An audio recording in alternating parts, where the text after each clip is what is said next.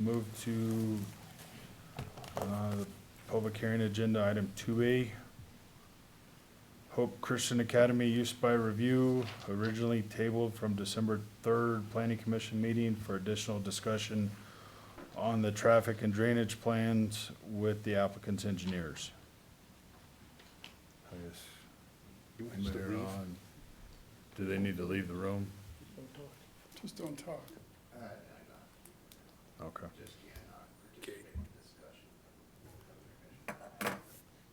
Okay. Staff report? George Slocum, town planner. Like you stated, this is the Hope Christian Academy case. It's been around for a bit. Real quick, it was heard at the previous planning commission that was on December 3rd. They recommended tabling it so that the applicant could bring their engineers to discuss the plans, the drainage plans, the traffic plans. It was supposed to then be heard after the board of trustee budget meeting on December 10th, but that meeting was not held due to a lack of quorum. You have some plans that are in front of you that are showing some updates to what was sent out. The staff report itself has remained unchanged since last meeting, since there wasn't any call for any changes with discussion with engineers. And the applicant will be able to explain any modifications that you see in front of you. Just real quick, it's still 2.3 acres, no community service, it's currently vacant property. You have residential property to the north, south, residential and a church to the west, and agriculture and vacant land to the east. And the future use is proposed to be a private school consisting of 2 modular classrooms and approximately 130 students enrolled through grades K through 6. I'm just going to jump to the end. Nothing else has changed since our last hearing. If you were to, not the wrong staff report. Page 11 of the staff report, you have the findings and the conditions. The applicant has addressed the conditions that were placed. So condition 1 was revised plans shall be submitted to town staff for final site plan review, approval with town comments and referral agency comments addressed. The revised plans shall include sidewalks and other appropriate pedestrian, bicycle infrastructure to the school entrance. Excuse me. The applicant addressed it by saying that the referral agency comments have been addressed. The applicant would like to propose compacted recycled asphalt sidewalk where the city street ends and becomes our private drive down to the school. Condition 2, the applicant shall submit a lighting plan, buffering plan, and fencing plan with their revised site plans built. Applicant states that the lighting and landscape buffering plan is included in your packet. They propose not to fence until the playground is built later on, and they will initially use the Pine Valley Church playground with staff supervision at all times. Condition 3, the applicant shall submit an agreement signed by the applicant, property owner, and the Los Pinos Ditch Company, the ditch easement holder, or a letter of consent from the ditch company for the lighting and design of the ditch irrigation systems through the property with the final site plan. An agreement with the ditch company shall be required prior to town of Bayfield approval of the development and prior construction. Prior to construction.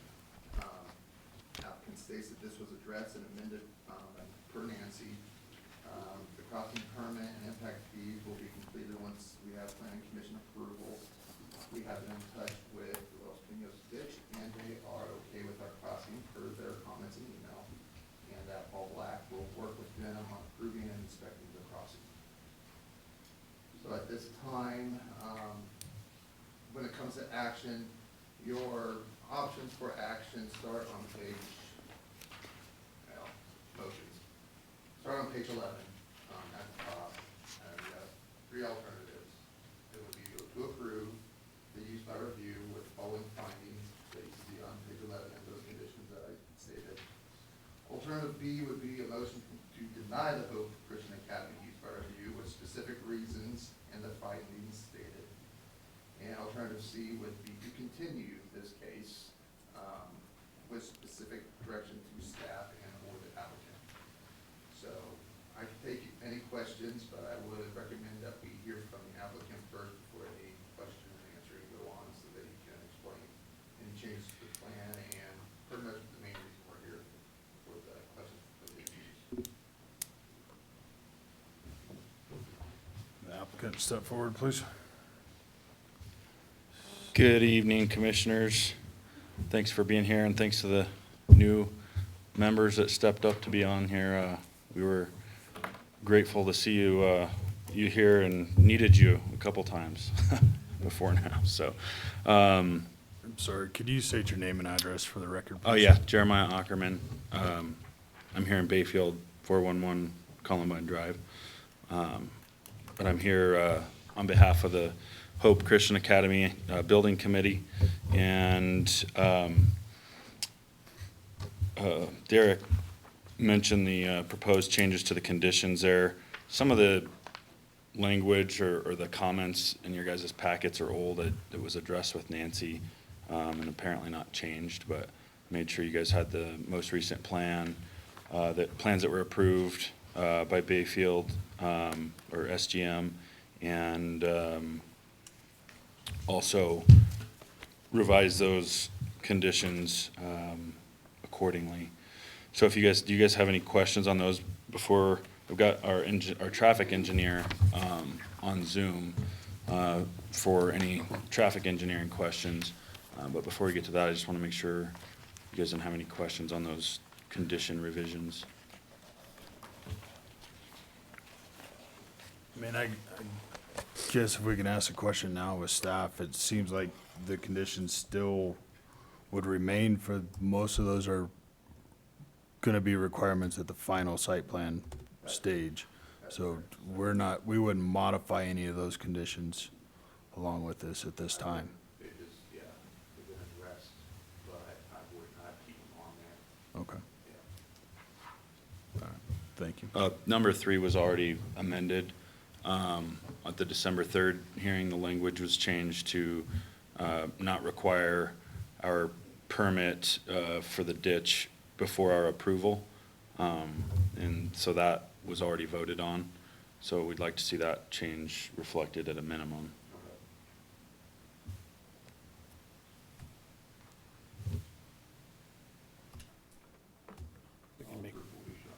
We can make that change.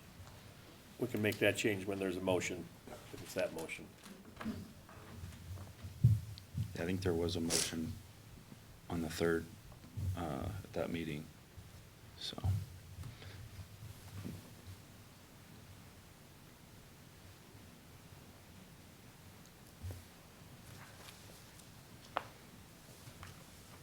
I know this meeting was scheduled specifically for traffic and drainage, which we will certainly address, and you guys can ask questions on that.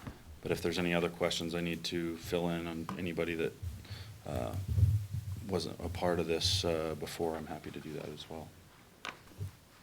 I'm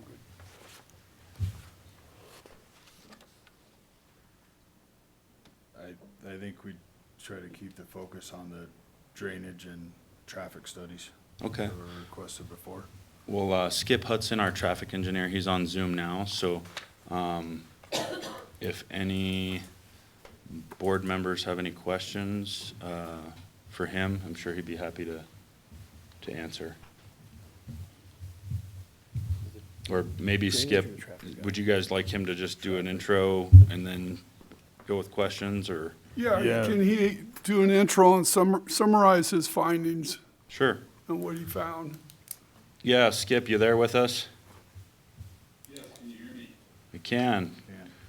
So yeah, if you wouldn't mind just doing an intro, kind of a summary of your findings in our traffic study for the commission, that would be fantastic. Okay, we're not prepared for presentation. I thought it was just a few minutes, but let me go through it. Can you have it a little bit louder, please? Thank you. Well, do I need to state my name and address? Please. Turn it up a little. My name is Skip Hudson, I'm a professional engineer,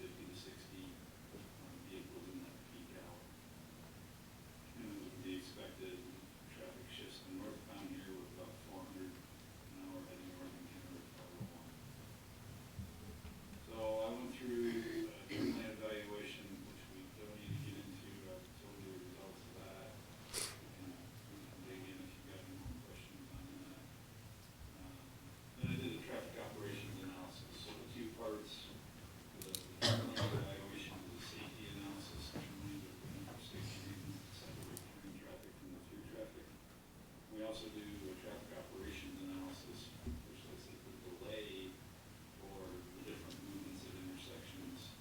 And based on that delay, and, you know, the delay is different for signalized and unsignalized. If these intersections are graded on a scale from A to F, it's like a test score. A is good, hardly any delay, less than 10 seconds of delay, and it goes on up to level service F. If you get over 80 seconds of delay for signalized, or 50 seconds for unsignalized, and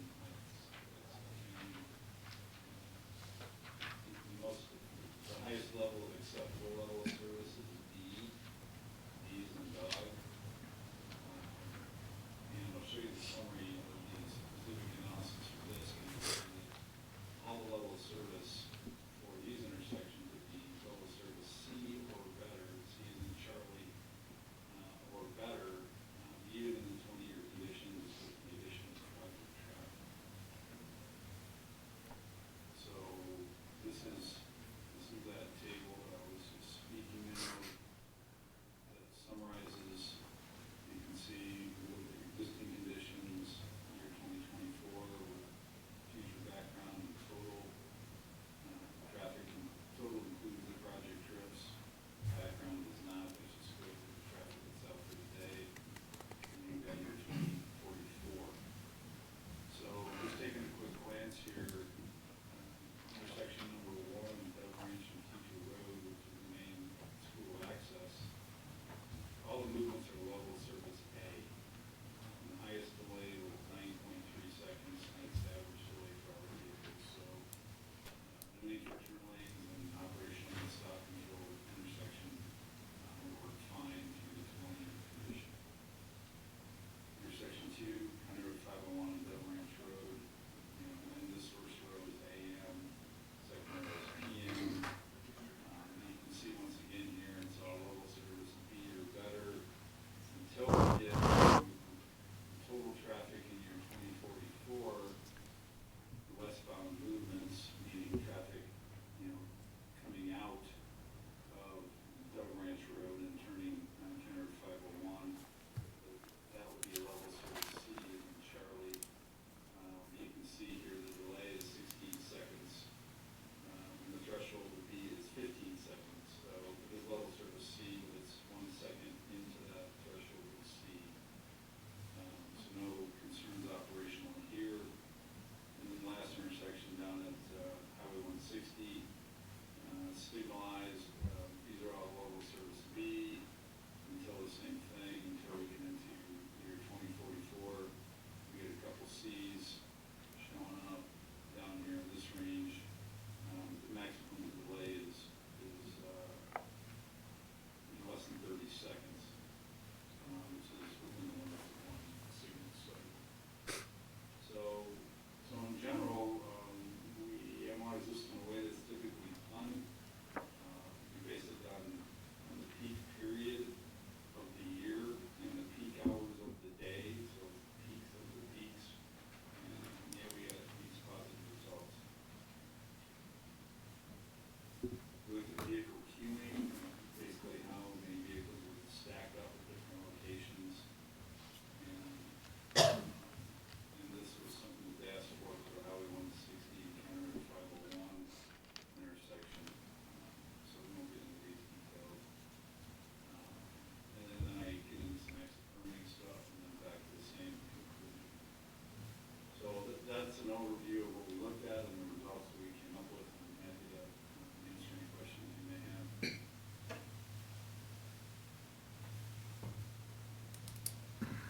Can we ask questions to him? Yeah, we can ask questions of the applicant. Okay. Just so I understand what you were saying there.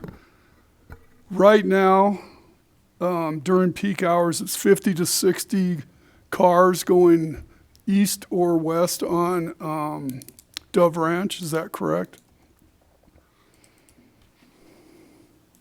This is total, well, once we get 2024, that'll be closer to the county condition because we don't have much growth, but yeah, there's.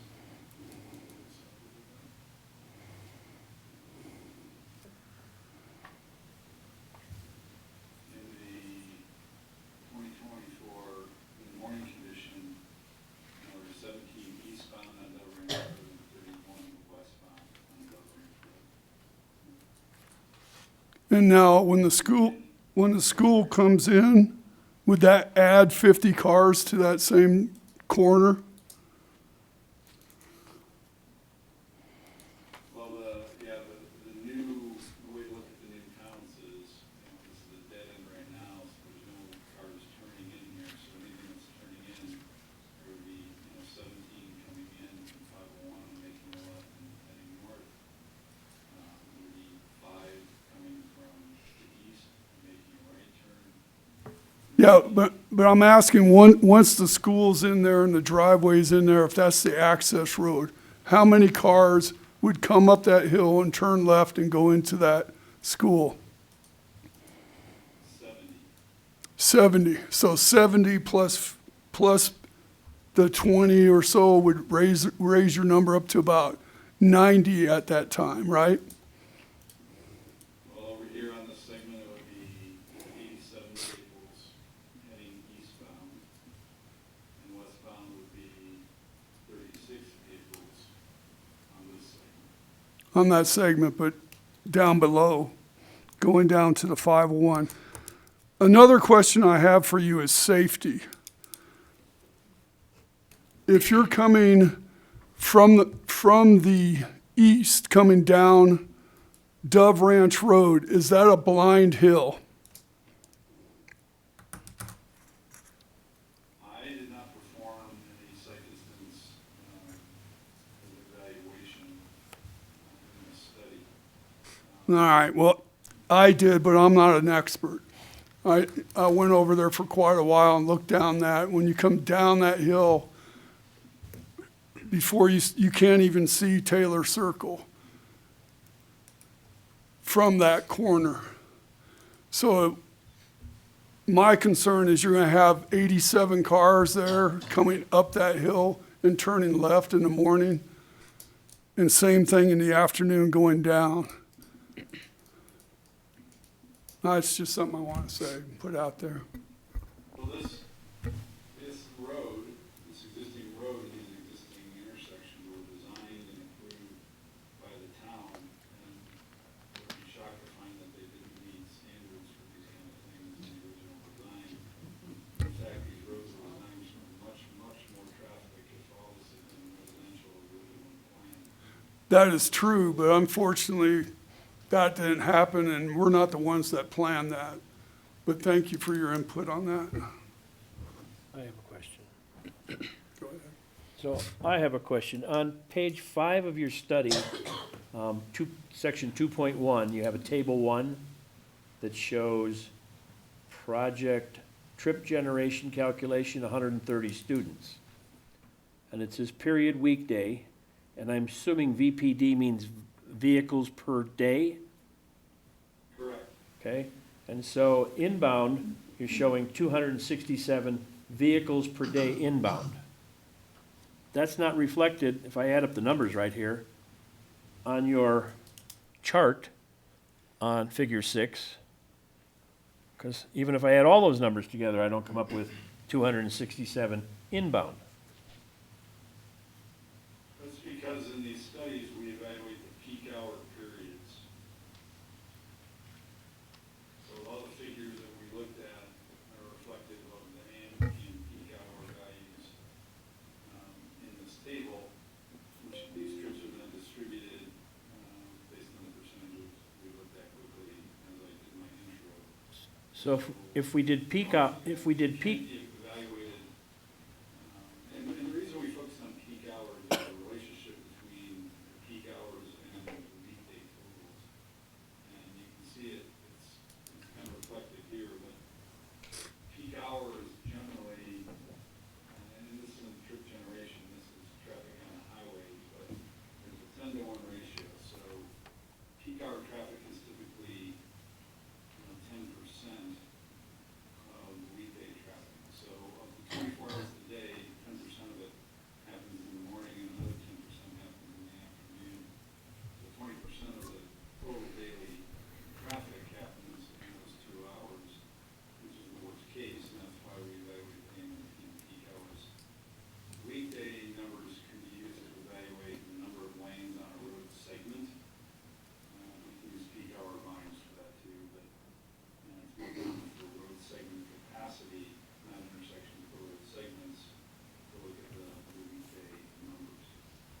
Okay, so I'm confused, as usual.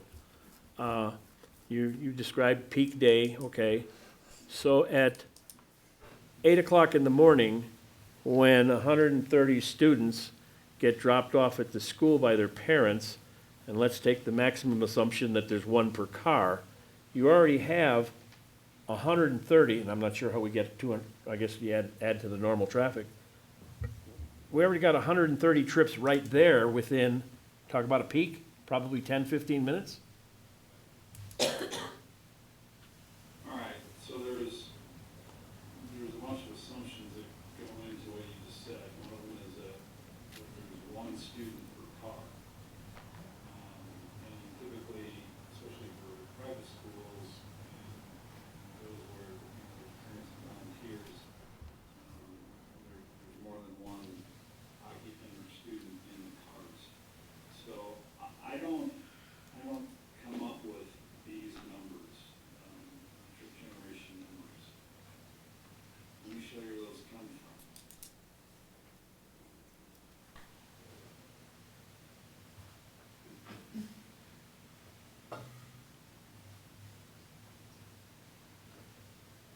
This is not a great copy, but here we have, we'll blow it up a little more.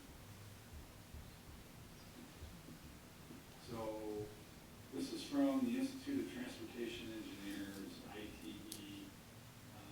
They publish trip generation data. They have huge databases of information that comes from similar land uses that were counted that actually are there and generating traffic. So, the numbers that I used were based on this, and I have to choose the use code. So here I use the private school K through 8, which matches closely, obviously, for what the project would be. The independent variable is the number of students, and in this case, this is 130 students. This is the weekday period. I've got a different sheet like this, one for the weekday, one for the AM and the PM peak. But let's go down, and you're asking about the morning. So there's 130 students, and it comes down to this chart. Here's all the data points from all the previous studies that were done, and the number of students along the bottom, up to 800, and number of trip ends over here on this side.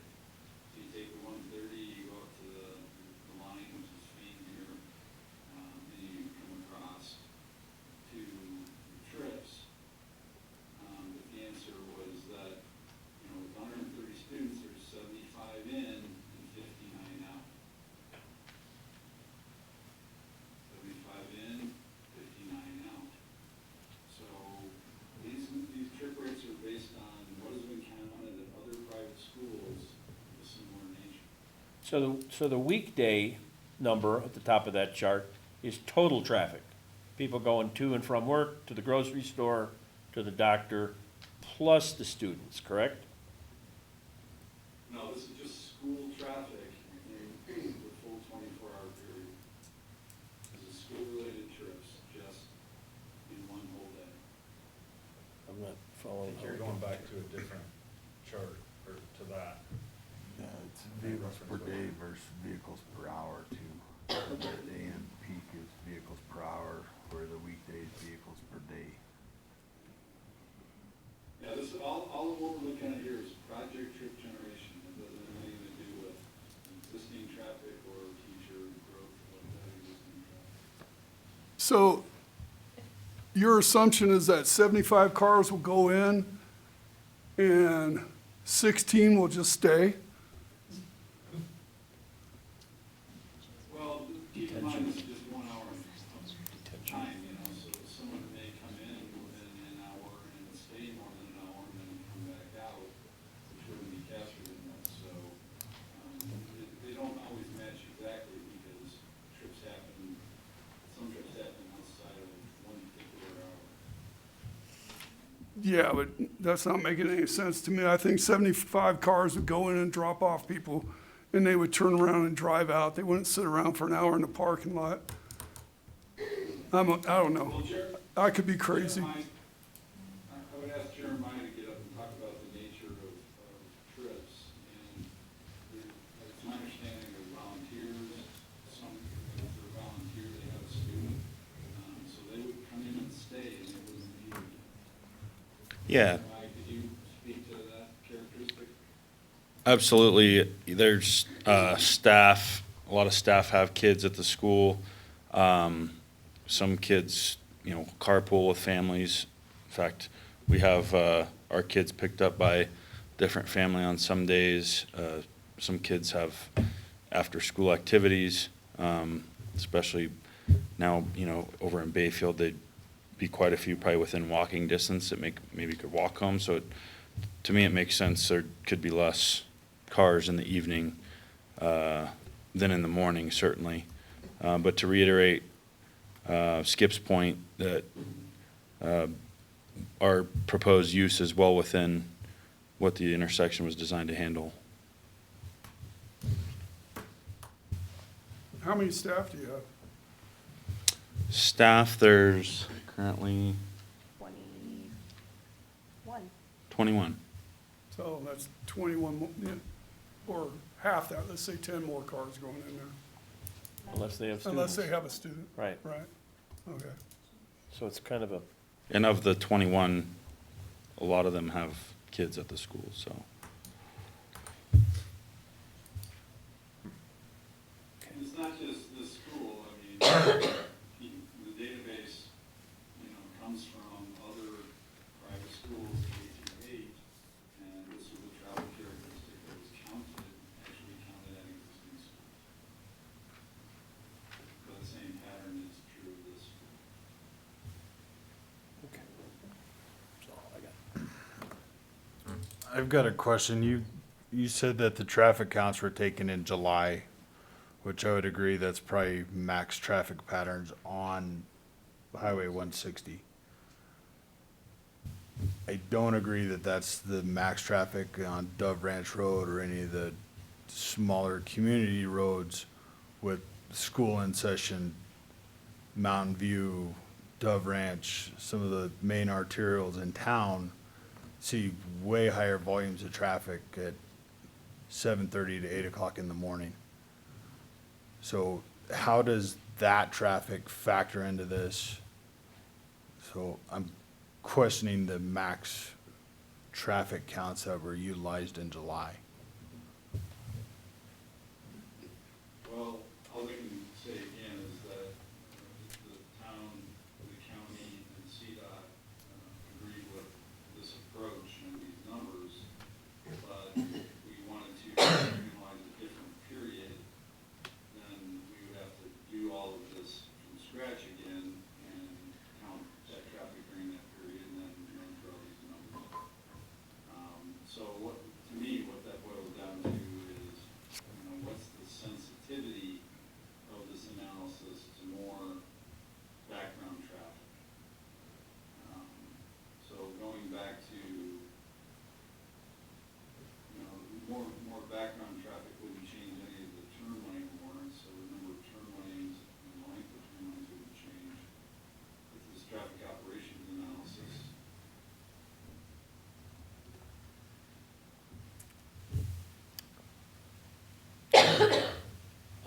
Yeah, I guess in my mind, it is that traffic operations analysis and specifically people turning south off of Dove Ranch Road onto 501 with school traffic coming from the north headed south. And I mean, especially, I see it all the time with school traffic coming down.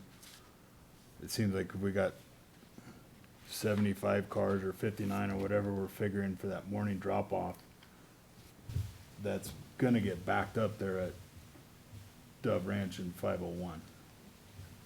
So, There's not an acceleration lane there. There is decel lanes on both directions, but there's no AC lanes, so, correct? Well, here's a way to think about the sensitivity of this analysis to future volumes. Going back to this guide here, you would have to be, let's just talk about 501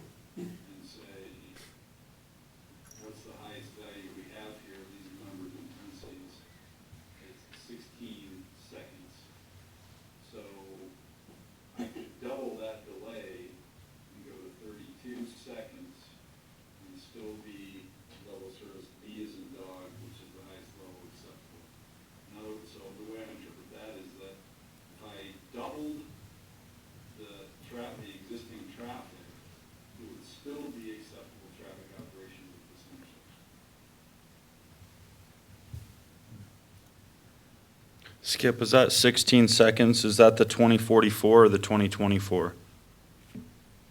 That's the 2044. So we're talking about doubling the 20-year projection and still being within the service ability. Correct.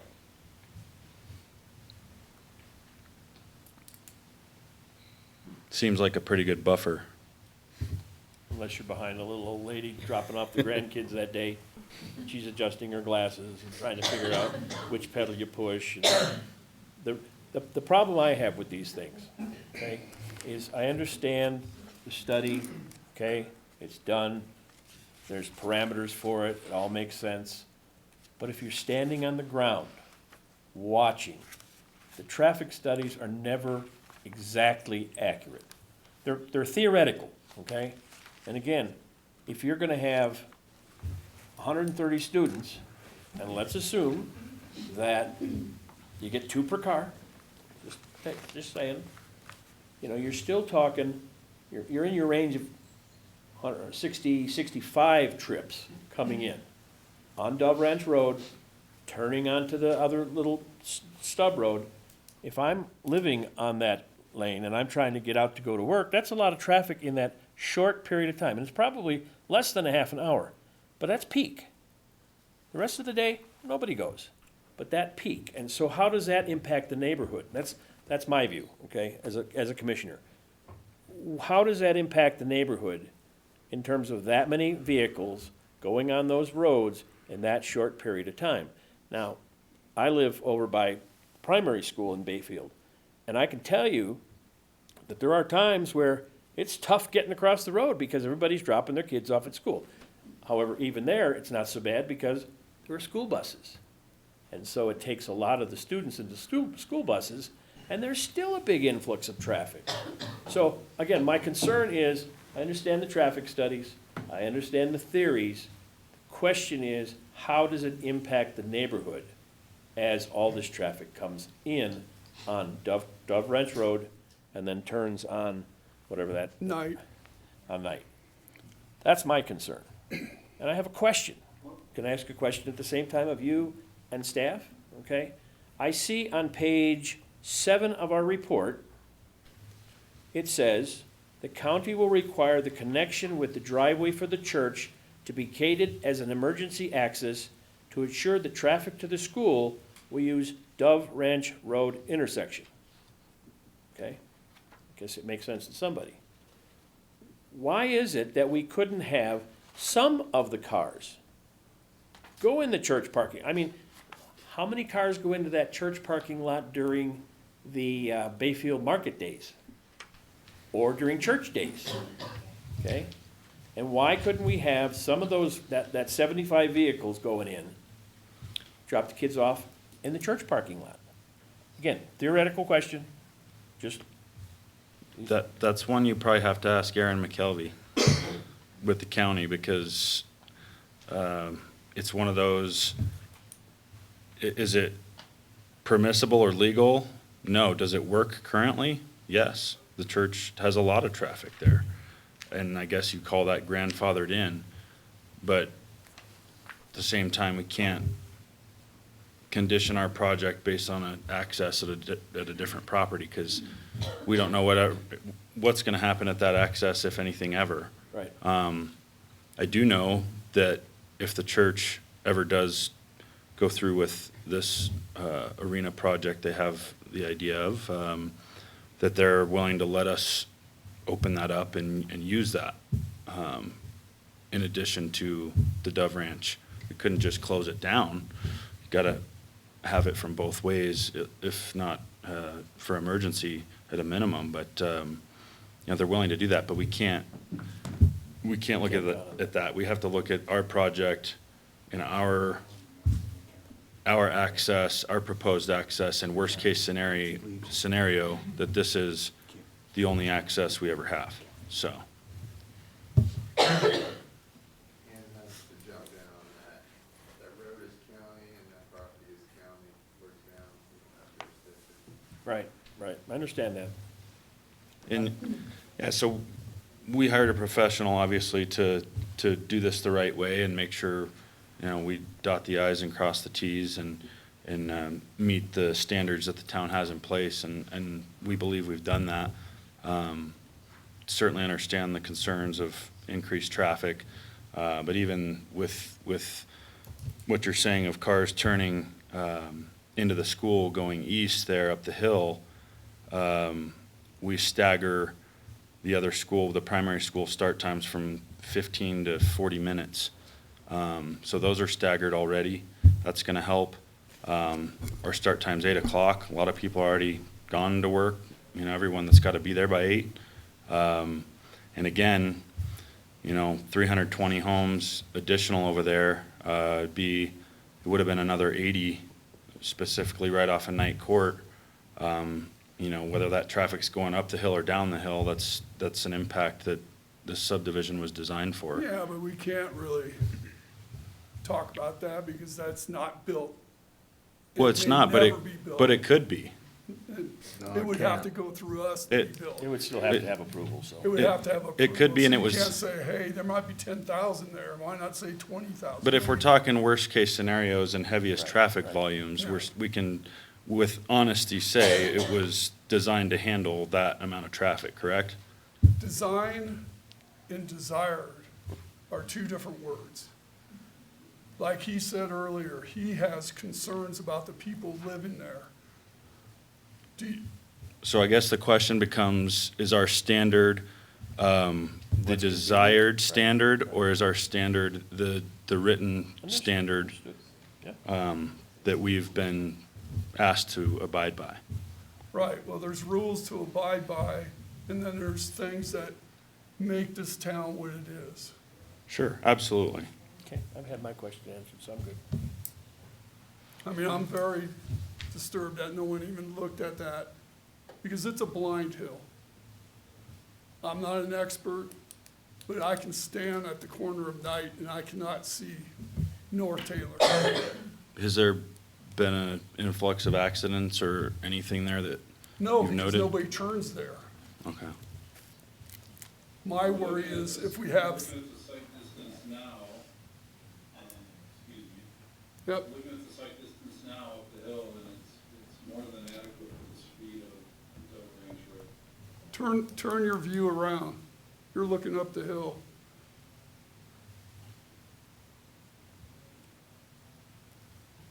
All right, where's North Taylor and where's South Taylor? Can you see them? That looks like it's right at Night Court. Right. Right, And where's South Taylor, the next street down the hill?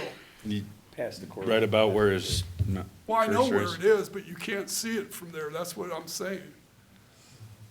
And the reason there's no accidents right now is we don't have 60, 70 cars coming up the hill, running late and turning left while someone's running late down the hill to go to work. That's just my input and my concern. Can I ask, when was that? No, Ma'am, we'll open up later. Okay. So Skip, based on what you see, that visual sight distance is no cause for concern? Yeah, for those speed Meets of the the road, standard. site distance would be adequate. Okay. Any other questions for Skip tonight? No, not for me. no, I'm good.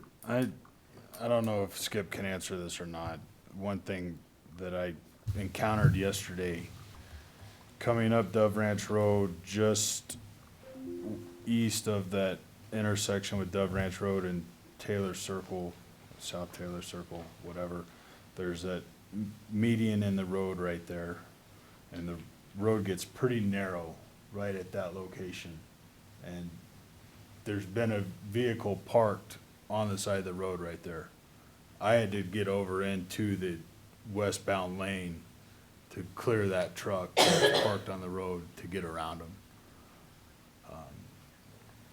I don't believe that's a no parking lane, it's a public street. People could be parked there all the time. The concern I have is the width of the road at that location. And I don't know if staff could address that, if there's anything that can be done right there. But it gets pretty narrow in there. On-street parking is an enforcement issue. The road meets current town standards, so if you're concerned about on-street parking, that's something you'd need to take up and law enforcement would have to enforce. So you could put no parking signs there, you could enforce it, you could tow vehicles, but the road width is built to current standards. I would say if this moves forward, it's something the town really needs to look at, because I'm seeing more and more traffic park along Dove Ranch through that area. Makes it pretty tight getting up there. When you get driving a bigger truck with a bigger truck parked on the side of the road, it's gonna be a problem at some point. And it's challenging right now for snow removal, which we haven't had any, but it gets a little bit tight in there too with on-street parking. Sure.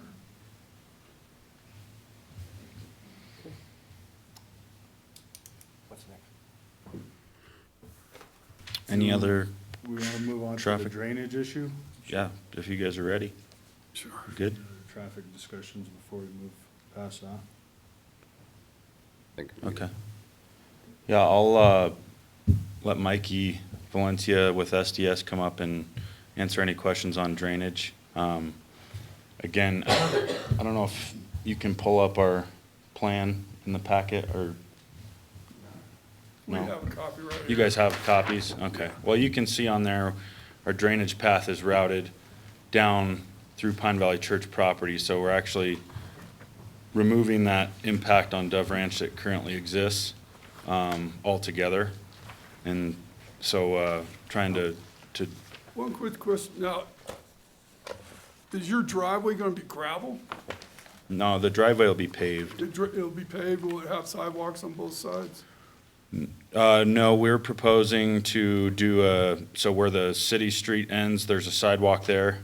And on our private drive, we're proposing to do like a compacted recycled asphalt there. Yeah, to do sidewalks on both sides would just be, big cost. You do have to continue the sidewalk though to the property line, correct?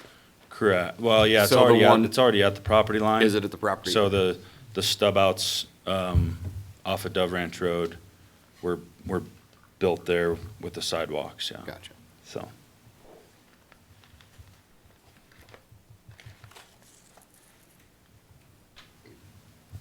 So I'll let Mikey come up.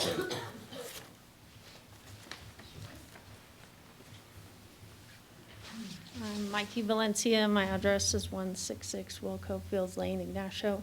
I'm here as the Hope Christian Drainage Engineer, so if you have the packet, you can kind of see what the plan was. In general, this real abbreviated version, you have to reduce the flows off your site to less than, so I say normally, so we, as engineers, as with the traffic or anything, you look at the 10-year or the 100-year storms. The town has put in their regulations that you actually have to reduce the 100-year developed storm back to the 10-year historic. So not just to the 100-year historic, but actually reduce it down even more. So that is what the design shows there. We went through a couple rounds, and it's a little difficult just being tucked down in that corner, and there's not a real good outlet, but luckily the church will let us run the drainage through their property. Did we have detention ponds? Yes. built in there? How many of those? I got lost in the numbers looking at it. There's one major one there. Yeah, we're gonna route the off-site around us and through, and then there's one major one that's like down in the southwest corner.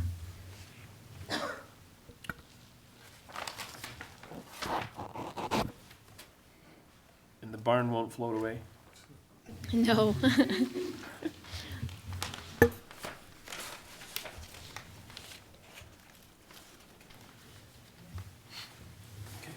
don't have any questions.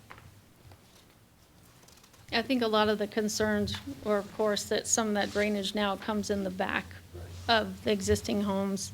And like Jeremiah said, we're actually helping that. They didn't, per the regulations, you're supposed to send the water where it historically goes, and that's actually what they recommended to me, is send it there again.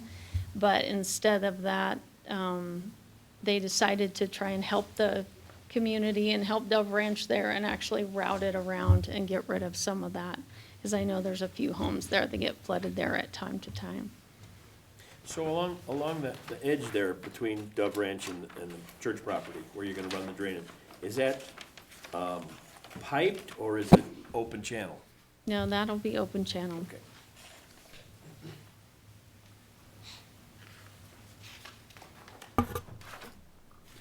So where does it go from there? Like, once it leaves the pond and the historic drainage? Right, where's the it'll head historic? towards 501 and make its way across 501 down to the river.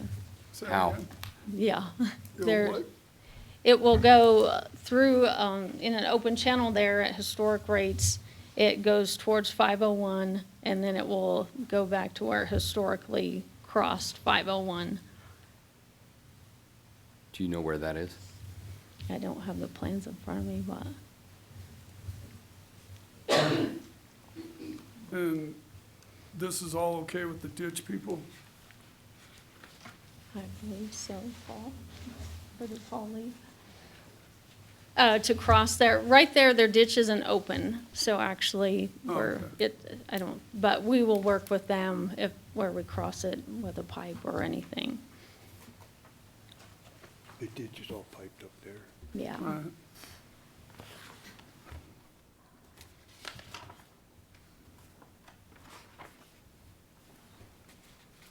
I don't have any questions.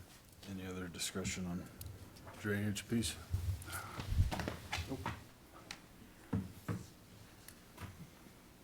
Any other discussion for staff? I don't think so. Okay. Guess I would now open public hearing. Thank you, Mickey. Yep, thank you. Thank you.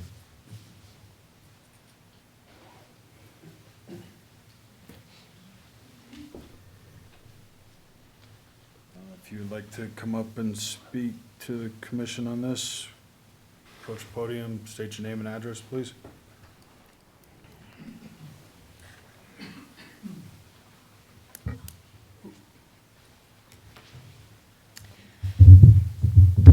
Hi, I'm Lynn Hunter. I live at 405 Dove Ranch Road, which is on the corner of Knight and Dove Ranch. So I've been coming to meetings for Hope Christian for about 2 years now and discussing and talking and going through everything. I do want to say, I'm going to start with the traffic. One of the things that you guys did discuss is, yes, living on Dove Ranch, the bottom has usually 2 to 4 cars on each side of the road, which makes it a one-lane road at the bottom. Turning into Night Court, everybody parks on those side streets, so we're not on the main road. So that would be a one-lane road entering into there also. So keep that in mind. The hill going up, if you're turning left and it's icy, you're gonna slide back down. There's a stop sign at Mountain View Drive and Dove Ranch, which nobody stops at. So if people are turning in expecting people to stop, you're probably gonna have accidents. When we first had these meetings, I was like, why would you only have one entrance and one exit to this place? Why would you not have more than one entrance or exit? Their answer, we don't have enough money. We're a nonprofit. Why can't you go through the church? We don't have enough money. We're a nonprofit. Where else are they gonna cut corners? So if you think that kids are gonna walk anywhere but from the Dove Ranch area, there's no sidewalks off of Dove Ranch. It is scary walking off of Dove Ranch because there's no sidewalks. The next thing is the drainage. Let's think about, like, when you guys were talking the community versus the people, the residents that actually live there. Yeah, you want to balance that out, but you want to do right by the people that are living right there. And myself and our neighbor, like, that live right there, we're not for it going through Dove Ranch whatsoever. But the drainage was originally supposed to have the pond not on the south end of the property, which is above the houses on North Taylor Circle and South Taylor, like, so it's back by the houses. The original plan was where the pickleball courts are at the church. So are you really doing good for the residents, moving it above them where it was prior, but not even anywhere by them? Again, I'd just like to say we're not really for this. They're a nonprofit. Yes, the increased traffic will also, they won't be paying taxes to fix the roads that are already failing over there. So, thank you. Thank you. Hi everyone, I'm Bellamy Martin, and I go to Hope Community Christian Academy. No, we don't need her address, that's okay. I'm so blessed to go to this school, and I have a few reasons why it is so amazing. To start off, I love the social service activities and the Eagle Explore Days. Both of these are fun ways to learn and share the good news. I went to a nursing home for one of my social service activities, and we gave everyone cookies and cards that each student at our school made. The people there were so sweet, and someone even told me to come back. We also have annual veteran breakfasts where you make and give out food for the veterans. Our whole focus at Hope Community Christian Academy is to love, trust, and share the good news about God. I think that having us here in Bayfield will make it better, and more people can join the school. When I came to Hope Community Christian Academy last year, this school was so kind and welcoming. I thought being the new kid was going to be terrible, but I felt so happy to be able to start over. Again, I'm so blessed to go to Hope Community Christian Academy, and my teacher, Miss Tandy, she's the founder of our school. She has worked so hard, and I mean so freaking hard, to put this school into Bayfield. Like, she's been beyond her limit just to have this school in Bayfield. And I know this is a meeting for traffic and yeah, but I just wanted to say this since I didn't get to for the last meeting. But again, I'm so blessed to be at Hope Community Christian Academy. Two quick questions. Okay. Where do you live? 90 Park. But just kind of generic, are you in Bayfield? Yeah. How do you get to school? Oh, we usually we go down where this is. Do you walk? Oh, no. We turn to where Ignacio is, and there's, Mom drives you, or? yeah. Do you Mom ever or Dad carpool with anybody else, or Uh, other kids get in the car? So- No. Okay, that's all. I have 4 siblings. Do they all go Ma- to school? Yep, 5 kids in one car. It's carload right there. Now we're down to 3 cars a day. Good job. Thank you. First off, I want to praise you for having the courage to stand up there and talk to us. It's a tough thing to do. I have problems with it sometimes. Not very often, but sometimes. So congratulations on that. Thank you. Thank you. Thank you.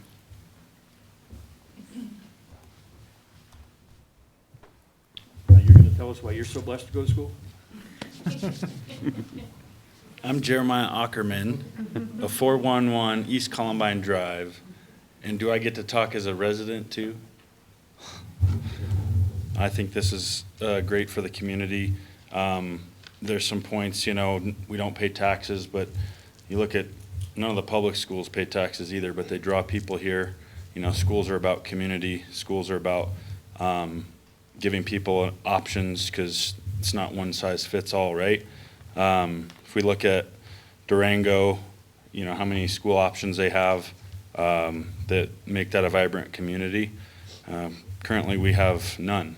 Bayfield does. We have homeschool or public school. So I think that's a huge thing for Bayfield to give another option to our families to attract people for growth. I've personally seen buyers, I'm a real estate professional, seen buyers choose other communities because of our lack of schools. So I also wanted to point out at 405 Dove Ranch Road is right there where Night Court pops off of Dove Ranch Road. And there's boats, trucks, there's been RVs parked there. So, if I live there, I would probably not want this going in either. And maybe there's a conflict of interest there. But I've also got letters from numerous Dove Ranch residents that are in support of this project that weren't in your packet. So I wanted to go through some of those because there really is a lot of support in Dove Ranch. So Brianna Tolley of 1634 South Taylor Circle says, Dear Bayfield Town staff, I'm writing in support of Hope School. I believe it will be great for the community and have a long-term economic boost to support the school being built. Great for youth and bringing more to our community. Mike Derschel, 660 Dove Ranch Road. Jeremiah, I wanted to follow up with you regarding our conversation. After giving it some thought, I'm in favor of the access to the new proposed school project location through Dove Ranch. I think that having a new additional school would be a huge asset to the community. Additionally, I believe the current school hours of operation, 8 to 3, part-time from 8 to 3, if that's correct. I do not believe there would be much conflict with traffic in the neighborhood. Sean Hendricks, 618 Dove Ranch Road. Hello, my name's Sean Hendricks. I'm a resident of Dove Ranch subdivision and would support the access through Dove Ranch to gain access to the school grounds and Hope Christian Academy. I believe this is an excellent resource for students and family to have in this community. Another school option in an existing school community is a good fit. Cindy Dunbar. She's at 1721 North Taylor Circle. I, Cindy Dunbar, in support of the new Christian Academy potential site at Pine Valley Church. I live in Dove Ranch, and my property borders the church parking lot. Chessie Hollabaugh, owner of 447 Dove Ranch Road and 1710 North Taylor Circle. Hey, Jeremiah, thanks for touching base with me on the potential private school developments behind my house in Dove Ranch. I just wanted you to know I don't think it will affect my home value or anything like that, and I'm in full support of it. We're already a school community, and this is a great option for Bayfield families. I've heard nothing but great things about the Hope School. Best of luck. Jim Class, 1624 South Taylor Circle. Hi, Jeremiah. Thanks for the info that you sent me. I reviewed that in the agenda for the meeting in Bayfield on Thursday evening. I would be in support of locating the Hope Christian School in the Dove Ranch proposed location. I think another school option for Bayfield community is a good idea and should provide additional options for surrounding communities like Durango. Since Dove Ranch Road was originally designed to handle more traffic for additional homes, the additional traffic should not be a problem. Julie Lovell, 1743 North Taylor Circle. As residents at Dove Ranch and proud parents of HECA kindergartner, we are grateful for the opportunity for HECA to move the school portion of land provided by Pine Valley Church. We live in the northeast corner of the lower development of Dove Ranch. Our property will directly border the proposed school area. We understand some residents at Dove Ranch have concerns and reservations, some of whom also live adjacent to or near the proposed school area or traffic routes. However, we view the school's presence as being a blessing, not an imposition. We trust the building committee, the Pine Valley Church leadership, the county and city commissioners, and everyone else involved to do their utmost to address concerns, balance the needs of the community while seeking to fulfill the mission of the school and its construction in the newly proposed area. Again, that was David and Julie Lovell, 1743 North Taylor. Yeah. Let's see. I think we're good. I've got, I think we get the gist. I've got 3 more from Dove Ranch. Those are the ones I'm focused on, so. We got it. Thank you. We got it, I think.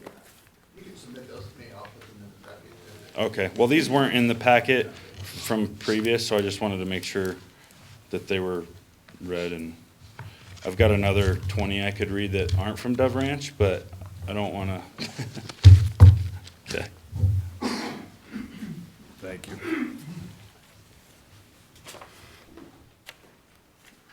Lucy Stewart, and for obvious reasons, I will not give you my address.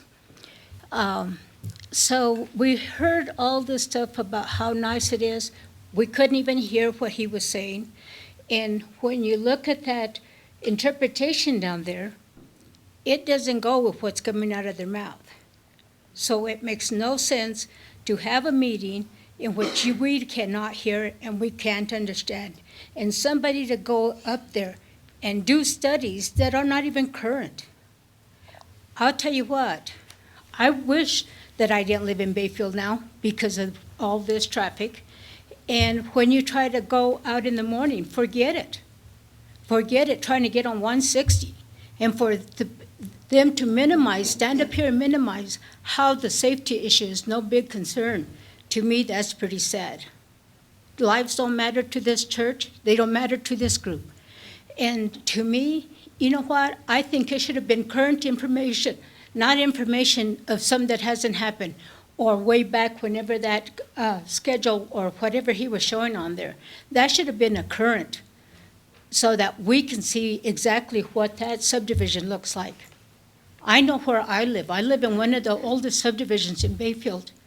And even though Bayfield Marshall has been out there trying to keep the off or on-street parking off, people still do it. I don't care, because what happens when do they get ticketed? Do they get charged? What happens? Those people still park out there. And you know what? I would like to see studies that are done currently so that we can know what's really happening. You try to go up by that school, when the high school is going on and the traffic that's going through there, it is hard to get through there. And it's hard to get on 160 from either 160B or from coming off of 501. I think it's a big impact, and I don't think they're being honest with us. The numbers change on how many students are there, how many vehicles, but only what they want us to know. I don't think that's right. I think they need to be honest with us and give us the correct information. Thank you.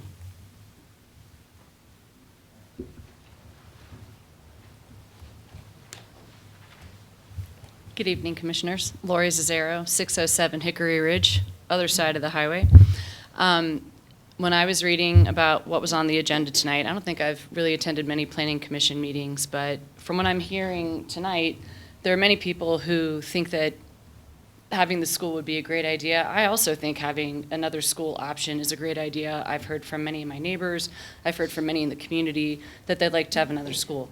It's the location that I'm not quite sure is the right place for what we're talking about tonight. Not the fact that having a school would be great, it's the road to nowhere. We had one of those in my subdivision, and now we're building Mustang Crossing.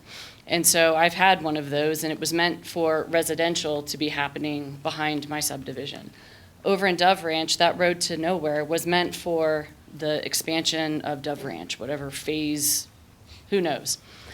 Having seen what's happening in Dove Ranch with just how it was planned and the drainage and the stormwater that we've been talking about as a town board for many, many years now, I already know that there were problems with that subdivision. So even though that intersection might have been able to handle 300 more homes, I'm not quite sure that that is true. Second, I'm looking at this from a street maintenance perspective. That's mainly why I came tonight. I do support the school, but I also support our town staff and how they have to do maintenance. And my concern is with the 267 maybe additional trips per day if there's 130 students. How does that do the wear and tear on the roads, the potholes? I know that if you look anywhere in Bayfield, there might be some street maintenance that Jeremy is keeping up with very well, but sales tax, because that's another thing that comes up, doesn't pay for the wages of town staff to do that maintenance on the road. So even though every parent is going to stop and get coffee at somewhere in town and contribute to tax, which I don't really believe is true, I do think that not having that property tax from those 300 roads to help with the maintenance of that section of Dove Ranch that'll be used, I kind of feel like we're missing something here with all of the traffic that's going to be on those roads that the town is still going to have to maintain, and now the taxpayers in the town of Bayfield are going to have to be paying for additional maintenance of the roads that, you know, I'm on the other side of the highway. I don't drive over there. But we're going to have to be paying for that, whereas the entity that's going to be causing the additional wear and tear is not going to be contributing to wear and tear on our streets in the town. So I love having the school, I just don't know about the location. Thank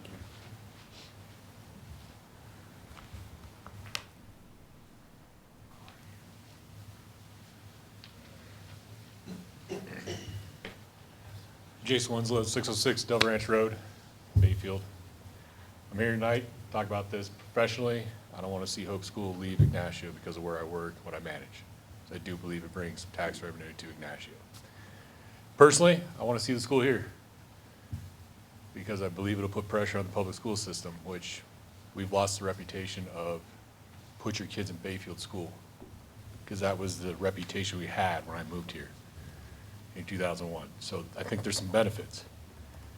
But if this gets approved, we're taking the safety of our community, my family, my kids, and we're putting that in jeopardy because of the traffic study. It was done in July of '23. School wasn't in session. There's about an hour at a time I will not leave Dove Ranch Road in the morning. That's from about 7:15 in the morning, 8:15 to 8:30, depending on the weather. Because you can't get off Dove Ranch Road. It's more than a 35-second delay to turn on a 501. And then we talk about the blind hill, which I'm glad you brought up.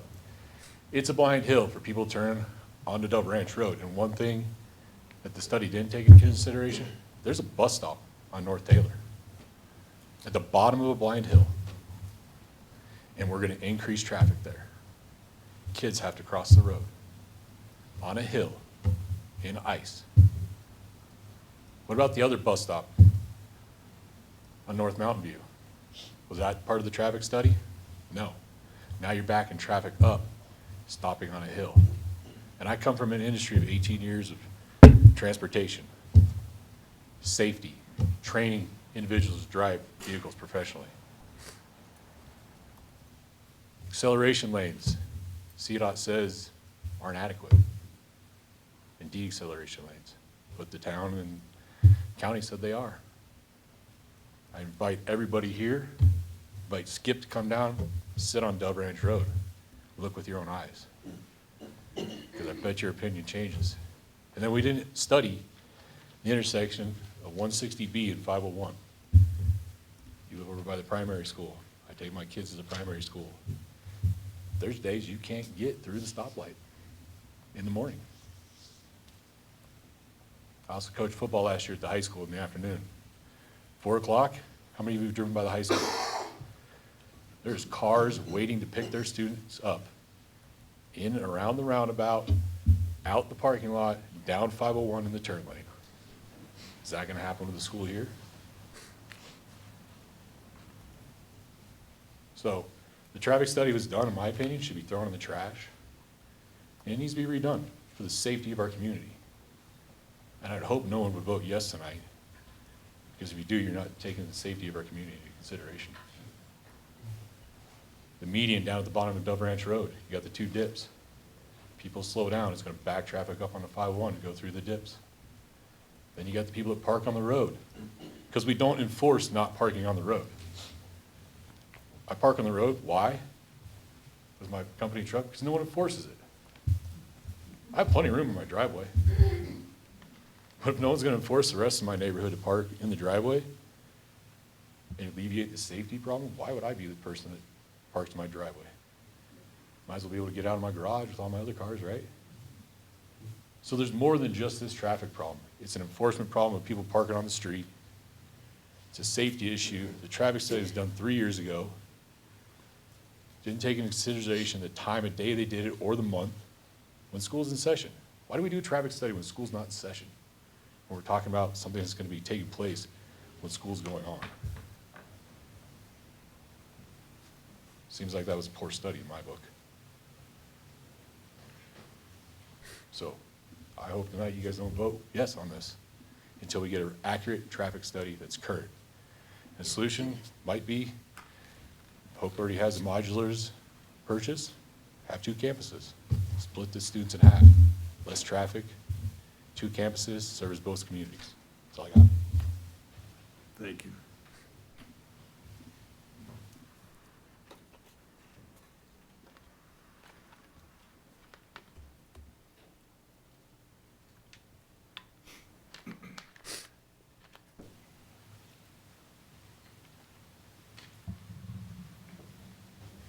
Good evening. My name is Sarah Trujillo. I live at 921 East Oak Drive in Bayfield.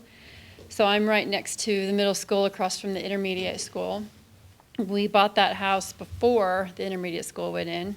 Elk herds went through, deer herds went through. When that passed, I panicked and called my realtor and said, do I need to sell this place or is it going to increase in value? He said it will increase because it's not high school.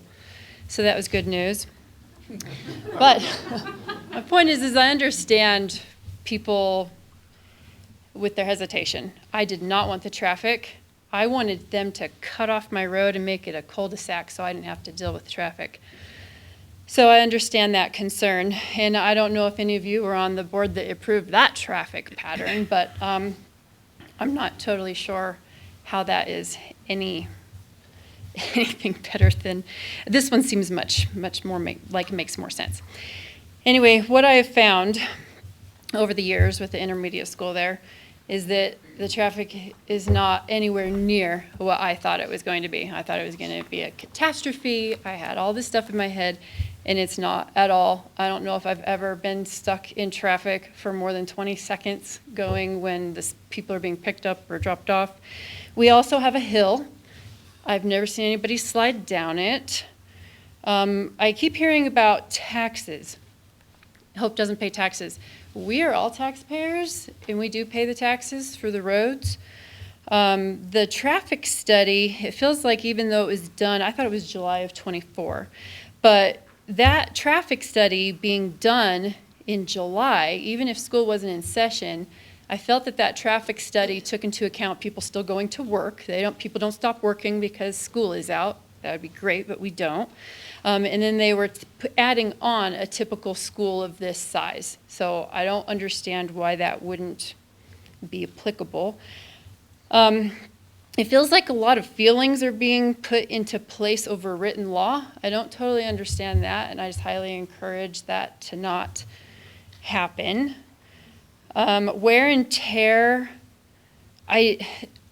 Tractor Supply went in, we got our dollar stores, we've got our AutoZone now. I mean, was wear and tear a big deal during that part? Or do we think that didn't increase traffic or shopping in our area? I'm not sure why that is a big deal. And people choosing to do things that they know they shouldn't do, like parking on the road, making a 2-lane road into a 1-lane. That's your own personal morals and ethics, and if you choose to not listen to those, I don't know why that should impact other people's legal ability to do something such as this. Thank you for listening. Have a good night. Good evening, everyone. Thank you very much for coming. Thank you very much for your patience. I will speaking slowly. I am alien from Europe, but I am citizen in the Bayfield 19 years. And I saw how the town was growing. And I would like to say I have been a teacher for school district Bayfield 14 years. Also, I am business owner for town. I have my Pilates studio working for the public. And now I am also PE teacher for the Hope Academy. I haven't been ready to speak, but I would like to say something about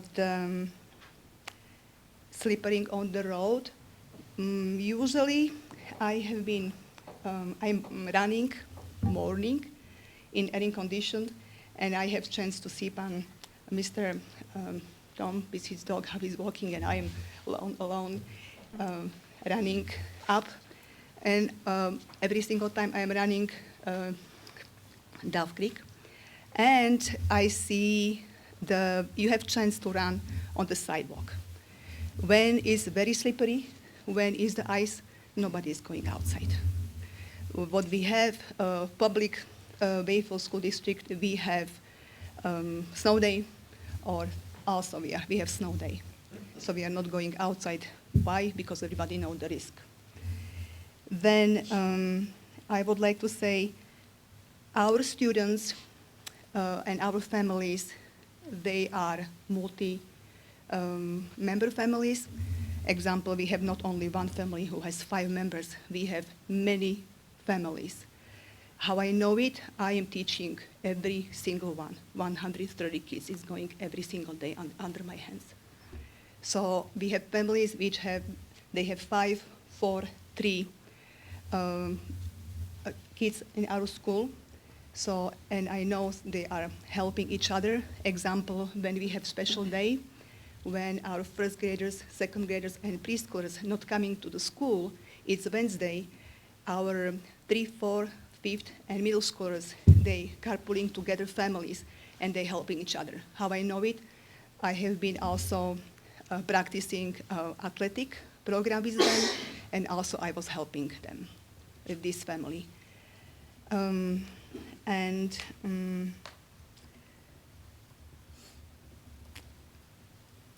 My husband always says, it's not about road, it's about driver, about behavior, and about how they have participate in the manner on the road. This is what I have been learning, and he's policeman. So we have experience with a not respectful driver, and we have experience with respectful driver. And everybody who is here, they want to be safe, coming home safely and leave home safely. Thank you very much for coming. And I would like to say there is a lot of fear. I am a citizen from the Bayfield. I am living, my house is 650 Westview. And the same like Sarah, she said, when we saw how was the roundabout around the middle school, we have fear. Thanks God, nothing happened many years. Everybody know what to do. They are following the rules, and also they are very respectful drivers. So yeah, there is a lot of fear from both sides, and it will be wonderful when we can have something what can help growing our Bayfield in the safety, beautiful, and healthy environment. Thank you very much for your attention. Thank you.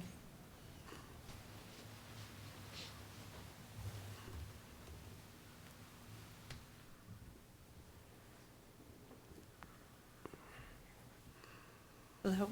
Thanks all for being here tonight. I'm Tiffany Ackerman. I'm at 411 East Columbine Drive. And I just wanted to come up here because I feel like my husband's the more logical one, but I'm the more the emotional one. I feel like a lot of us are kind of going off emotions tonight, and I'm good at that one. We have 3 kids that go to Hope, and with the school being so close, our kids will walk to school. Being that we're right next to the middle school and the intermediate school, we see a lot of kids. I hear a lot of like, is this going to be safe for our kids? Is it going to be safe for the community? Well, all of those kids I watch every single day walk down those streets and walk home all different directions on all those roads. And not all those roads have sidewalks. Like, they are wild and crazy, and to go off what Renata said, is that they're all really respectful drivers. Like, people aren't gonna be speeding through your Dove Ranch. Very respectful drivers. We are top-notch when it comes to respectful children. We all have very high standards for our children when we go to Hope Christian Academy.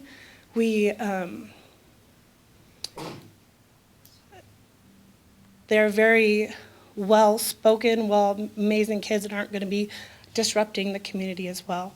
They also, I also wanted to point on, people keep talking about traffic and all that. We remember we're only 3 days a week. And most parents we have to walk our kids into school from 2nd grade under. So a lot of parents park and we watch chapel in the morning.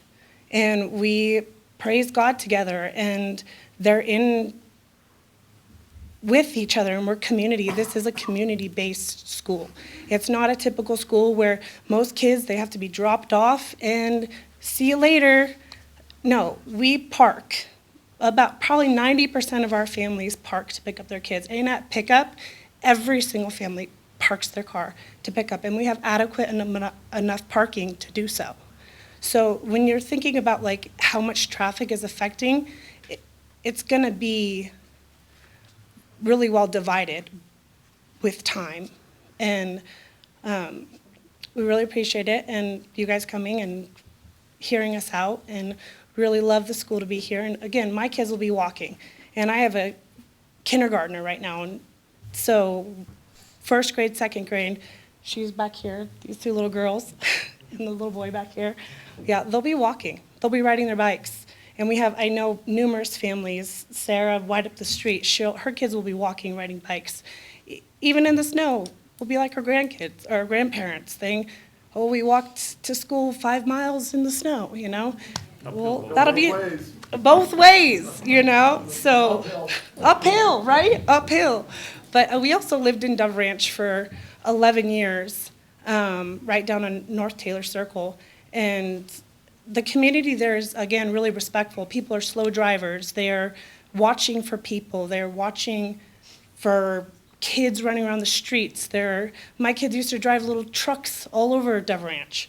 And with our school, again, we all have kids. We're all going to be super respectful of your town, or like your community in Dove Ranch. So I wanted to put that out there as well. So thank you guys so much.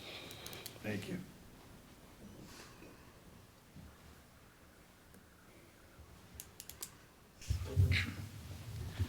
I'm Micah Owen. I live at 339 Elk Drive. I'm also the vice principal at Hope Community Christian Academy. And I just also want to attest to the type of students that we have at Hope. One of my daily to-dos is making sure that the students are behaving in their classes and in our school. And I'll tell you, it's the easiest part of my job, is making sure that our students are doing the right thing, because every single one of our families makes sure that their kids are doing the right thing. And there is a support and a backing from all of those families that you don't see in other schools. And I can attest to that because I used to be a 3rd and 4th grade teacher at Bayfield Elementary School. And I loved it, and the community in Bayfield is incredible. And I was a 3rd grader at Bayfield Elementary School. And I will say that bar none, these are the best kids that I have seen in a grouped community of children thus far. To the tune that I got back into education this year, and I'm now the vice principal at Hope Community Christian Academy. I thought I was done with education and sailing in real estate, and here I am back in it because I believe in it that much. And I just want to throw out there that as far as Hope and the whole organization trying to be dishonest in any way, that is not us. This is a community that is far beyond any pillar of a community that I have ever been a part of. And like I said, I have been in this community in Bayfield since I was a 3rd grader. And this group of people is outstanding. My family has been through 2 extreme traumas this year. And the biggest thing that got us through all of it was our backing at Hope Community Christian Academy. So dishonesty is not something that Hope stands for or will stand for. And safety is the #1 concern for everyone involved at Hope Community Christian Academy, and that is why there has been tens of thousands of dollars poured into this project to hire the professionals that have studied this out the right way and taken our opinions out of it and gave it to the hands of them to tell us if this is a safe project or not. And they determined yes, and that's what we're following. Thank you.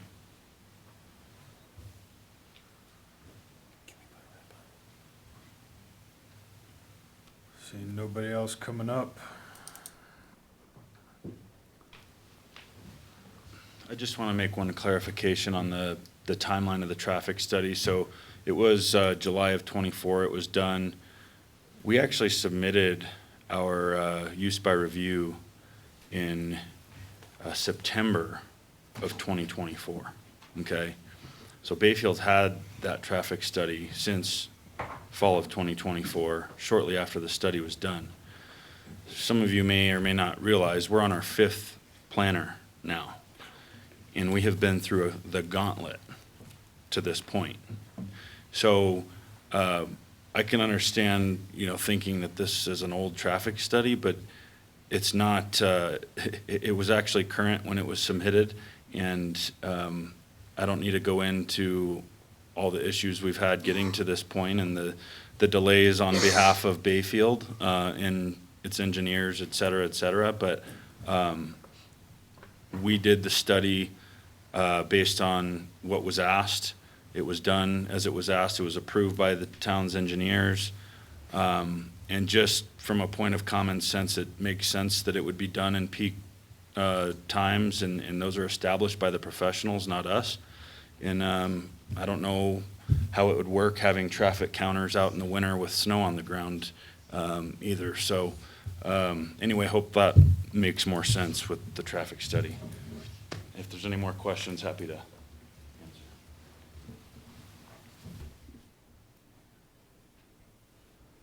We can go ahead and close the public hearing. We're gonna close public, I think we've heard, no, we've heard, okay. I just wanna know I'll the leave- date. I'll leave the meeting if we need to do that.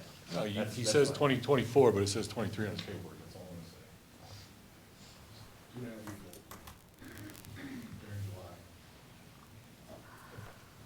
July. Okay, we'll now close the public hearing. Discussion on the board. Questions of staff. I have a question. What's the speed limit in Dove Ranch currently? All of our residential roads are 25, 25. So. unless otherwise posted. So if Hope went in, do they have to put in to slow down for school? Like, you know, you go by the high school, it's 20 miles an hour. Slows the speed limit down during that time. Are they not? But that'd be a question for a traffic engineer. Is he still on? School zone's 25 and it's already 25, so I wouldn't think there would be a further reduction, but it wasn't noted in the traffic study. Okay. And on a use by review, does it come, when the final plan comes together, does it come back before the commission? This is the final plan. So when they were to get building permits or anything like that, all of these would have to be approved through them as well, like, you know, the studies and all that stuff. They're all stamped. The decision here by the planning commission, I was gonna make kind of a clarification, just kind of refresh people, so. For this use by review, the decision here, for instance, let's say you were to approve the findings and conditions, there's a 10-day protest period after that decision where people can file a protest petition. And then that was triggered where it would have to be heard by the board of trustees. That's where a final decision would be made. And vice versa, if you guys were to deny, then the applicant has that ability as well.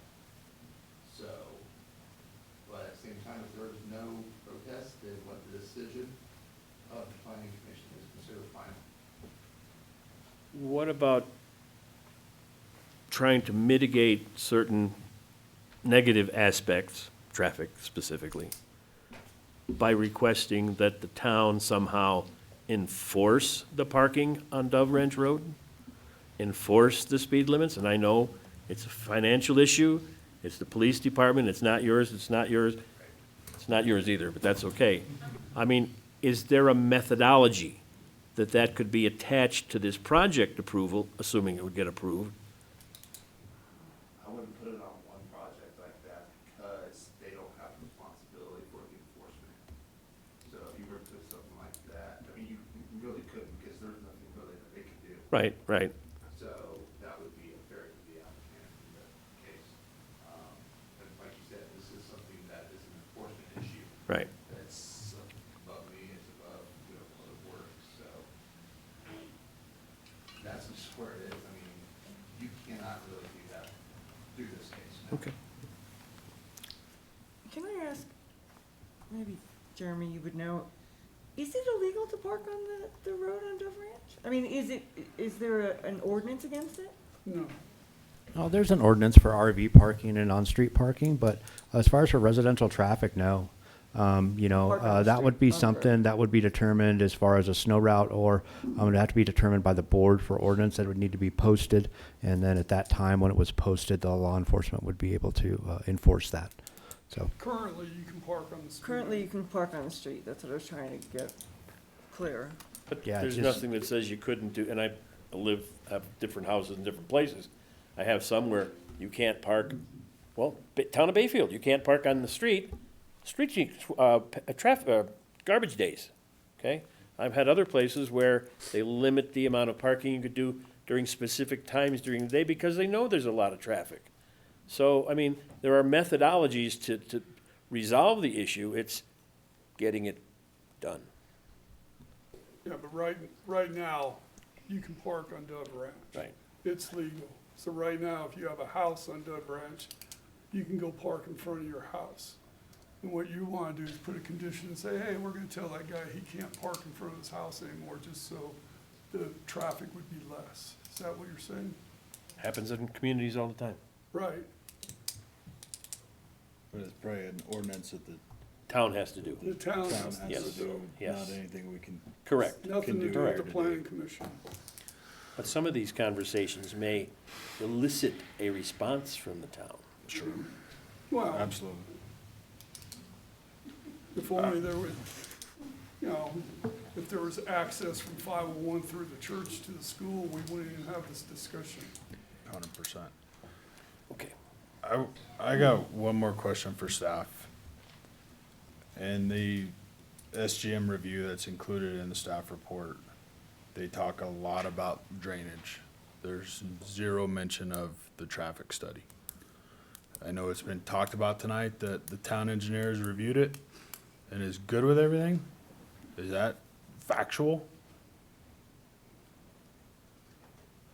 Everything I've been told is FGM has approved their plans once it comes to drainage and traffic. I'm guessing the only reason why they didn't, this is just my guess here. Remember, I'm just kind of jumping in here. But, the reason they probably didn't address it is because they probably didn't have any issues with it. And they may have had some issues with the drainage plan because they commented on it like they did. Okay. Yeah, I mean, we're obviously not traffic engineers sitting up here, and so we're taking the word of the professionals,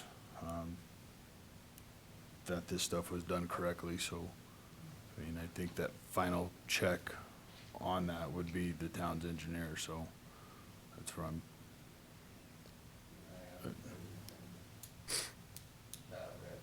Okay. So, essentially, they don't have an issue with it. Okay. That's an assumption now. Yeah. Need clarification. Nancy could confirm that.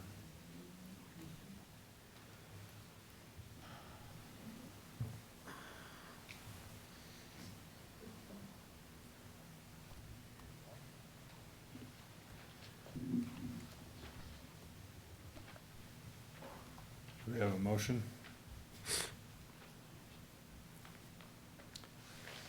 I'll move we approve Hope Christian Academy use by review with the, well, most of the findings. And I think most of the conditions have been, correct me if I'm wrong, staff, most of the conditions have been already addressed? They've been met, but my recommendation would be to keep them on there, Okay, you know, because, I mean, it's not doing anybody any. harm, They met them good, well, it doesn't hurt to keep them on there. okay. So, let me start again. Real quick, sorry. Yes. Can we add a condition that we receive verification from the town engineer that there's no issues with the traffic study that's been completed? We can do it subject to, yeah. So I'll make a motion that we approve Hope Christian Academy use by review with findings and conditions as listed, and add a condition that we receive a report, a positive report from the town traffic, what's the word I'm looking for? Person. Engineer. That it meets the requirements per the town regulations. If that was anything worth. A little confusing. I try, Jeremy, I try. I'll second it. Roll call, please. Just to clarify, since Mayor Ah and Commissioner Morris had to recuse, right? I won't Right. include them. They Okay, don't have cool. to vote. Or they can abstain. Okay. All right. Well, Commissioner Lyon, No, Commissioner Tenza, Yes, Commissioner Ransford, Yes. Commissioner O'Shea Heidinger, Yes.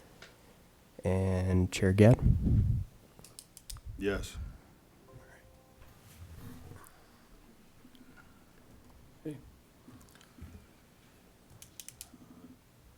Motion passed. Moving to public hearing agenda, item 2B. Do we have a lot of people in the room that are going to be leaving following Give this? everybody a chance.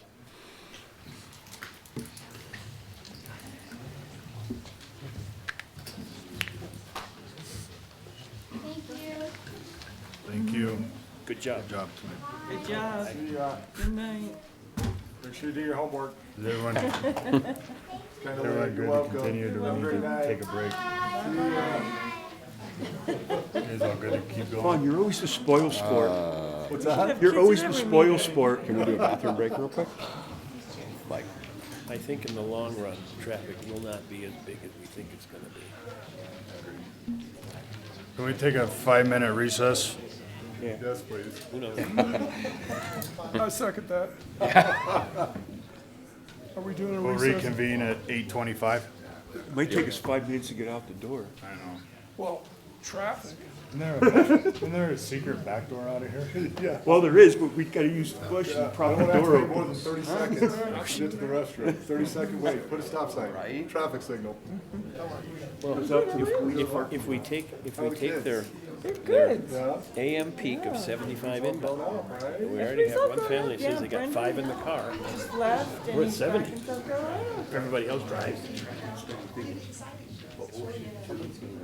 That being said, That's it. that's also how they see the only county mandate that they do. Oh, I know. I know. They did. And they're not gonna stay. Yeah, and also, it is a manipulation of numbers, and it's stupid that they do it for a school in the middle of July, when school's not even in. So that doesn't make any sense to me neither, but, and it, you can't do that. Yeah, you can. You can't do it. It's county property. You can't, I wouldn't do that.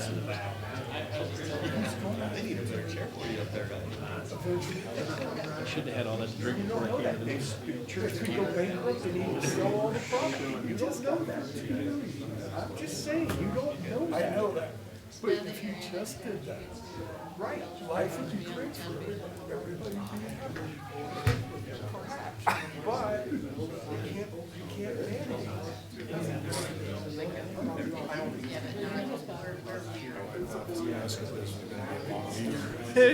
Yeah, I know. Tim was like, I'll hold dinner for you. I was like, I don't think so. They'll wait on you. I don't remember what our longest one was, the latest that we went. There was one that we went really late. It might have been. What's that? Or December meeting. I can remember being on the school board, going till 11 o'clock at night. It's like, oh. Yep. Yeah, at least you're not, like, yeah.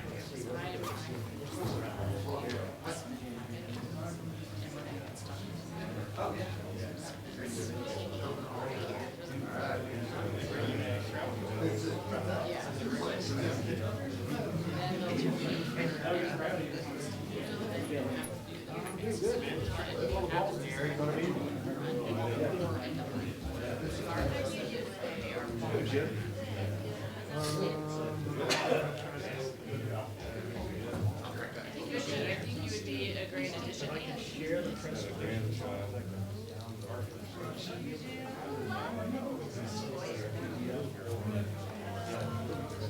On your futures fair this morning, weren't you? I was. Yeah, I thought I saw you. Yeah, one of the Boys and Girls Clubs in Rango. Yeah, I was there with the FCI. Yeah. That was a cool program. Yeah. I was like, that was where I had to show up, but my staff member had everything. I didn't bring enough stuff. There's a lot of kids there. How long ago was that? 20. Oh, wow. 2004. Okay. Super cool. Yeah, it was the second time I'd done that event. It was a little different this year than last year. Sure. A lot more younger kids this year. Yeah, well, I thought about middle schools is what I heard, but that's kind of like. Kids there were to do it. They were to do an assignment. Yeah, for sure. Get their passport checked, get some treats, get some stickers. Yeah. And one kid told me that, don't you need things? Like, no, I'm just here to see how much stuff I can. Yeah, of course. How's your guys' hiring? I mean, same old story? Yeah. Is that collaborative making any headway on this? You know, it's not going fine for all of us. No, I've heard, a few of the trades picking up some kids. And some more exposure. I think it's helping a little bit. Yeah. We're talking with them, I mean, we're gonna keep trying to dive more and more into the art stuff, right?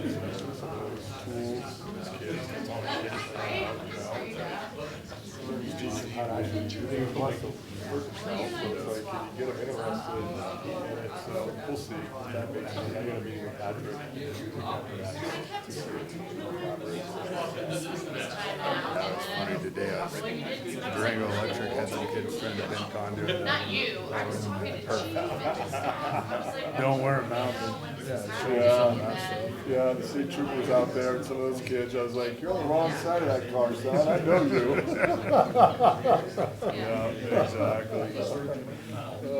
When does the summer program open up for registration? We'll get rolling. Sure. I need to get my kids signed up early. Yeah, sure. Oh, well, you got an inside track now, so let me know. I'll take care of you, brother. My wife took a job end of July last year. 3 weeks. Yeah. We were able to get them in mostly. That's good, yeah. Build some capacity, still trying to get the after-school stuff. It's such a short day here with the extended school day, so you're gonna be over from 4 to 6. We're still missing 2.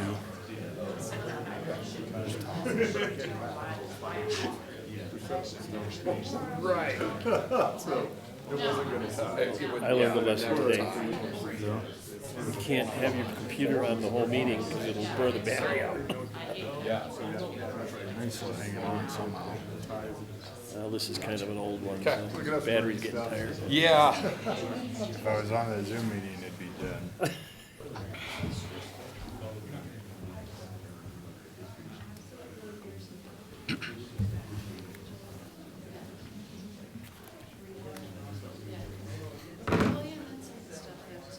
I'll hope you know, Tom, I flew back from Arizona just for this meeting and the airport commission meeting. Well, I'm glad to hear that you're a I dedicated am board dedicated. member. If I make a commitment, Does the airport give you a free flight in? the airport does not, but they give me free parking. I get a free parking, and I flew in anyway, but when I drive and park, I get a parking pass at the airport. Oh, well, you should take whatever perks you can get. Take what you can get. You know? Take what you can get. Did I do my second right?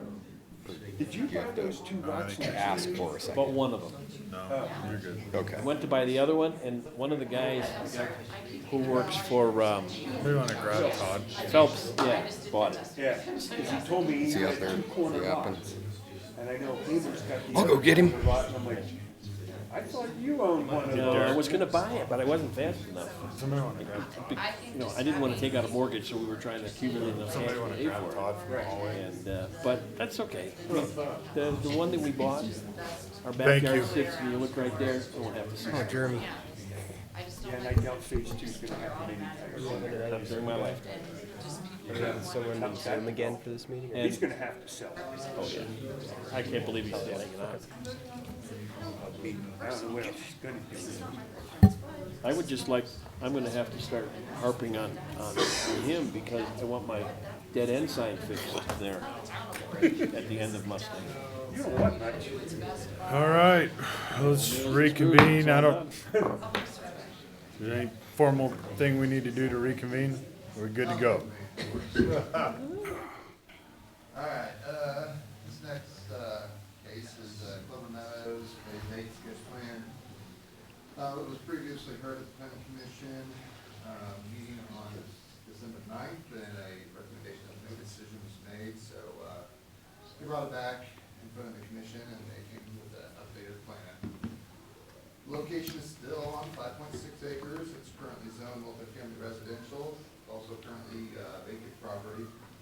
You have our 10 single-family residences to your south, your Orchard PD multifamily to the west, Bayfield Mobile Home Park to the east, and industrial to the north. Future use is proposed to be townhome development with 69 units in 10 townhome buildings, and that is actually down from the 69 units in the last proposal. This means that the proposed density has gone down from 12.3 units per acre to 10.5 units per acre. The updated plan has 143 off-street parking spaces, and that's including the garages and the parking areas, and which is up from 138 spaces, 56 on-street, up from 43. There is no on-street parking on the private lanes there between structures. Orchard Drive and Sunflower Lane will be public roads with 60 feet right of ways. Excuse me. As you can see by this revised plan, that there has been an increase of open green space and a playground has been added. So for the comp plan review, multifamily uses in this area, such as townhomes, condos, etc., should average approximately 20 residential units per acre. This proposal is for the townhomes that proposed density of 10.5 units per acre. And the proposed density does fall right at the average for densities recommended by the comprehensive plan.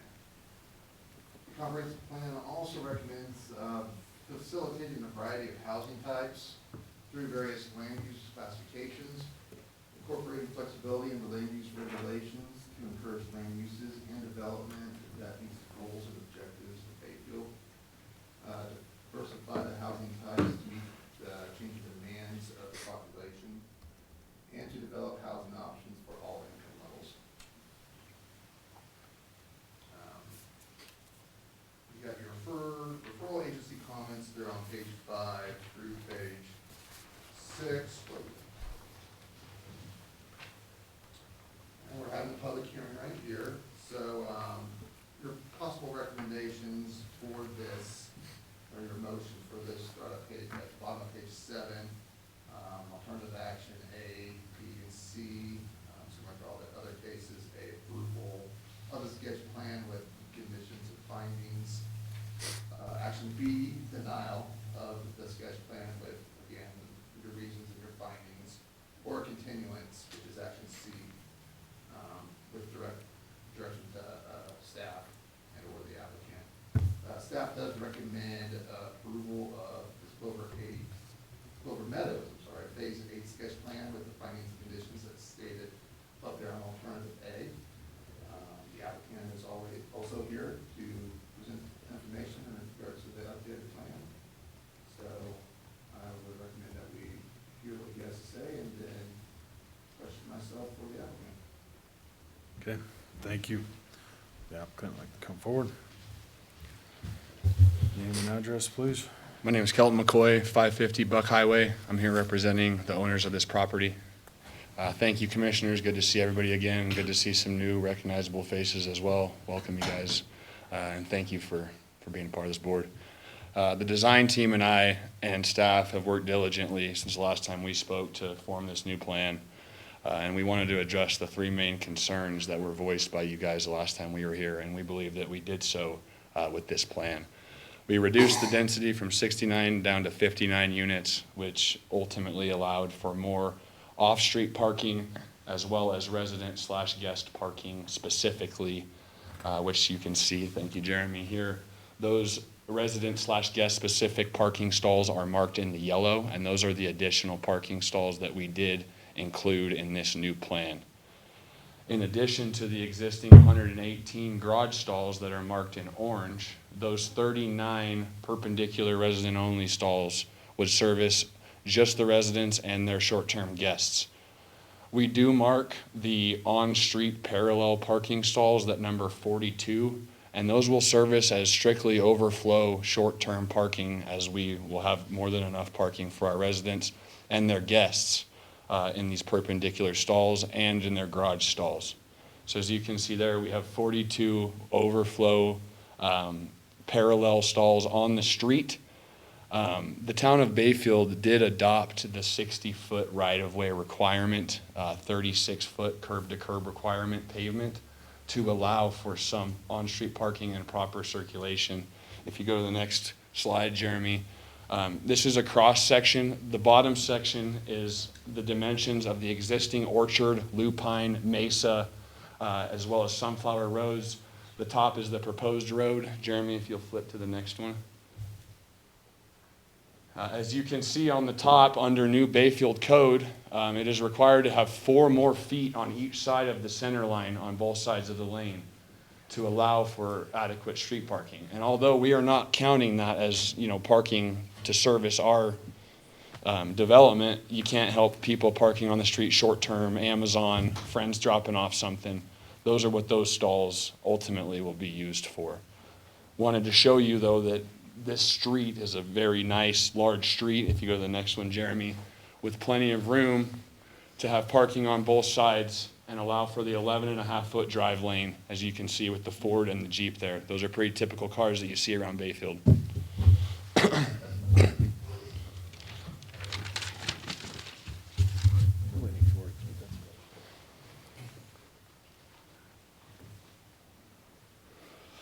We feel that the striping on that plan, if you go back to our parking plan, Jeremy, we feel like, identifying those stalls, I know that it was a concern previously. Identifying those stalls, marking those stalls, allows for no rogue parking and some uniformity in that parking. So we feel that, with us being able to, or having to build this 60-foot right-of-way and a large cost coming with that, we came down as far on density as possible to make sense.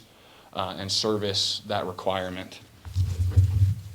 You can flip 2 more, Jeremy, or 3 more. Yep. Just wanted to give the public and the commissioners some iterations here on what this potentially could look like. Obviously, this is a sketch plan review, so this design is up for review in the next processes. But just wanted to give an overall layout. This is looking north from Lupine Drive.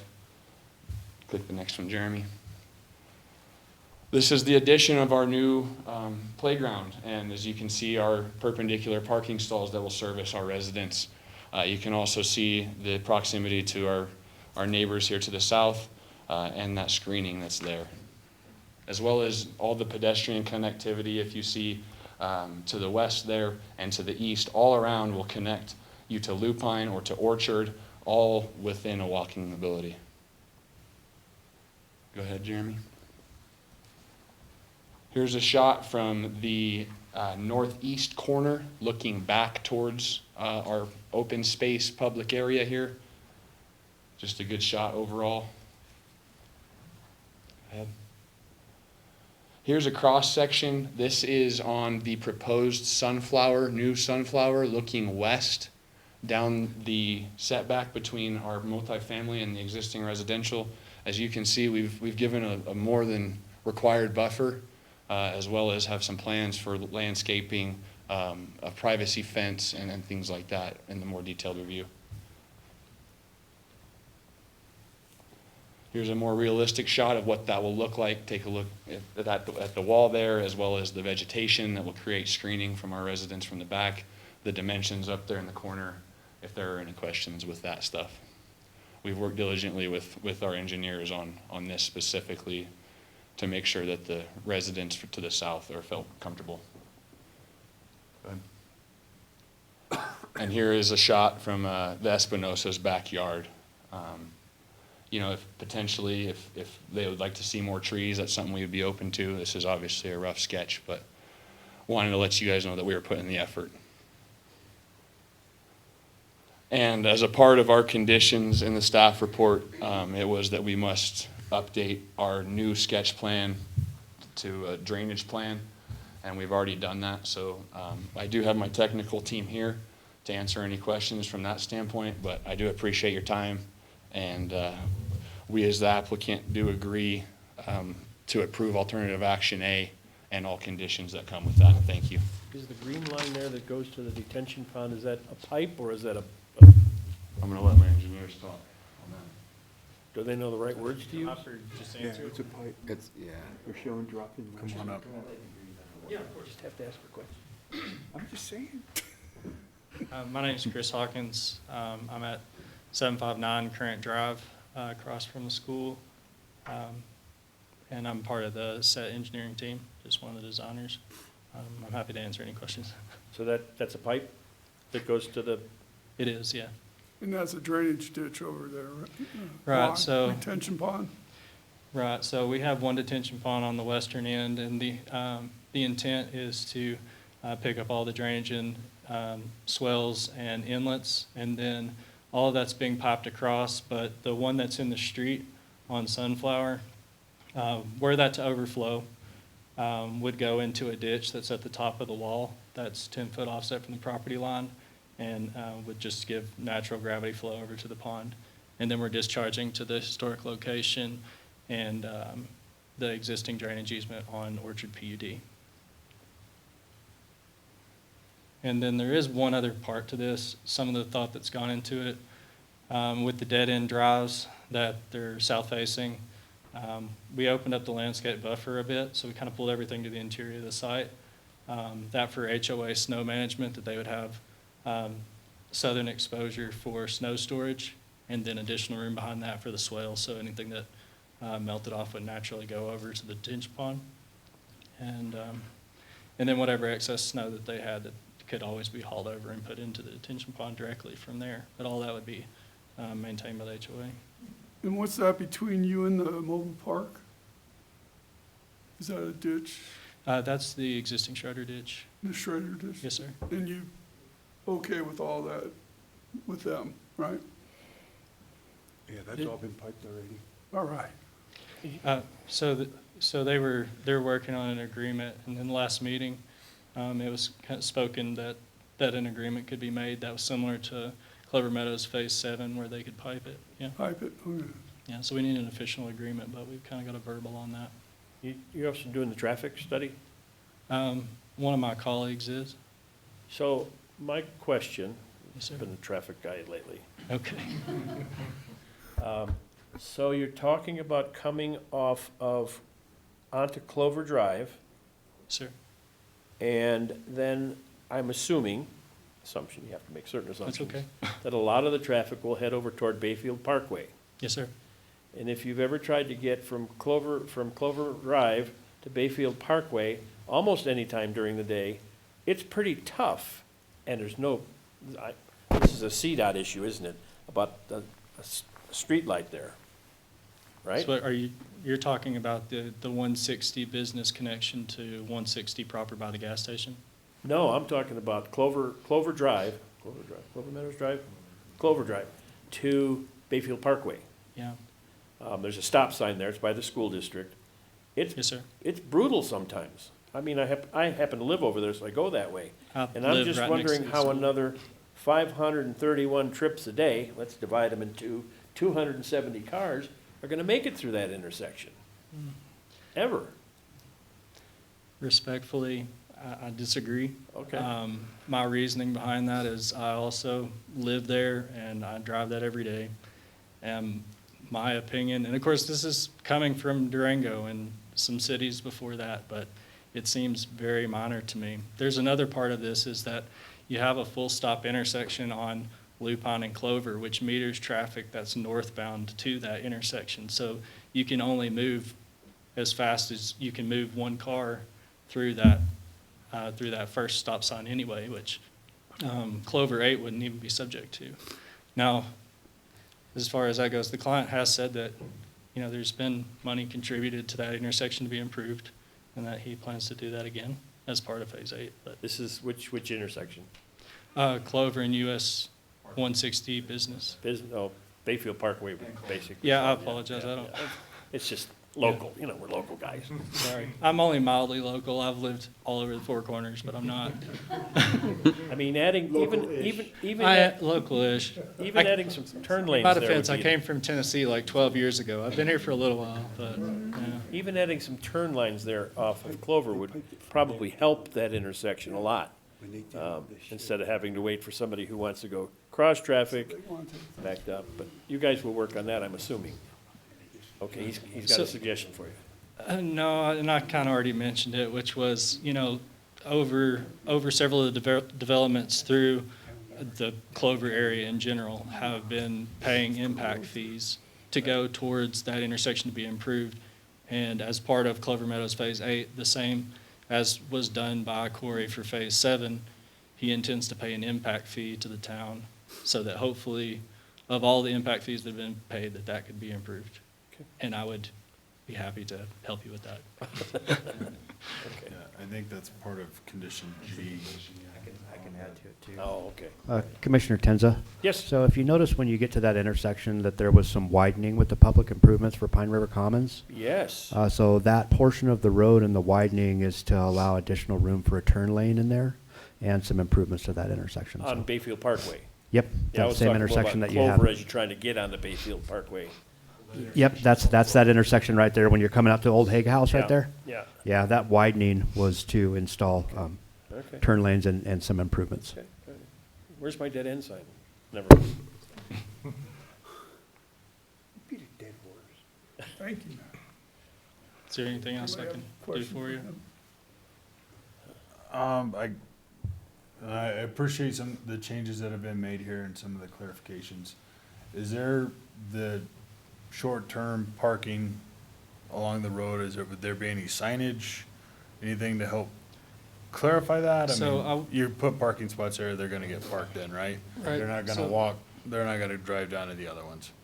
Right, I anticipate that this would, so there's a couple ways that this could be looked at. The perpendicular spaces, it's very easy to put signage on there to designate that as resident and guest only. That's the yellow ones, right? Yes, sir. And how many are there? 3? How many yellow ones? I know it's, I can tell you, it's 13, 12, 11, and 3. 39. Yeah, I apologize. It's like, I can tell you how much each set has, but I can't tell you the total for some reason. Those are going to say resident only. Yes, sir. Resident and guest. And then as far as the green spaces go, those they're undesignated because it's part of the public right Well, of yeah, way, that's you know. part of the beautiful street you have with the people walking down the sidewalks with the dog. and We're trying to make sure that people get A to bunch walk. of Fords and Subarus driving through. So the green ones, are they subject to the town regulation versus, let's say, an HOA regulation that says you can't park RVs there? So it's the town. It is. Yeah. You can't park RVs on any And streets. also, well, and also as someone who has lived in many townhomes myself, my recommendation anyway would be, if it's HOA, maintain that part of their bylaws said that you're not allowed to park it there, so that somebody who comes in with a boat already understands when they sign the bylaws that they need to get storage for it. Fair That's enough. not very uncommon as part of townhome complexes. Correct. Yes, Now- sir. Correct. From your image, it looked like there was an elevation drop from your project to the house here on the south. corner. Actually, do the image. Don't do the cross-section. Do the The one with the rendering. wall. Yes, yeah. sir. And I can Yeah. explain kind of what's going on there, but you can ask your question first if you like. Well, yeah, I was just curious. No, next one. Or another one. No, go back. one. With that one. Yes, sir. That one. Okay. So what, is there any kind of drainage happening? Yes, sir. So the intent, and is it okay if I leave the stand for a Sure, second? sure, go. for Yeah, it. go over here and point at things. I mean, if it's pouring down rain like it was this summer, this backyard going to get nailed by a bunch of water? No, sir. So.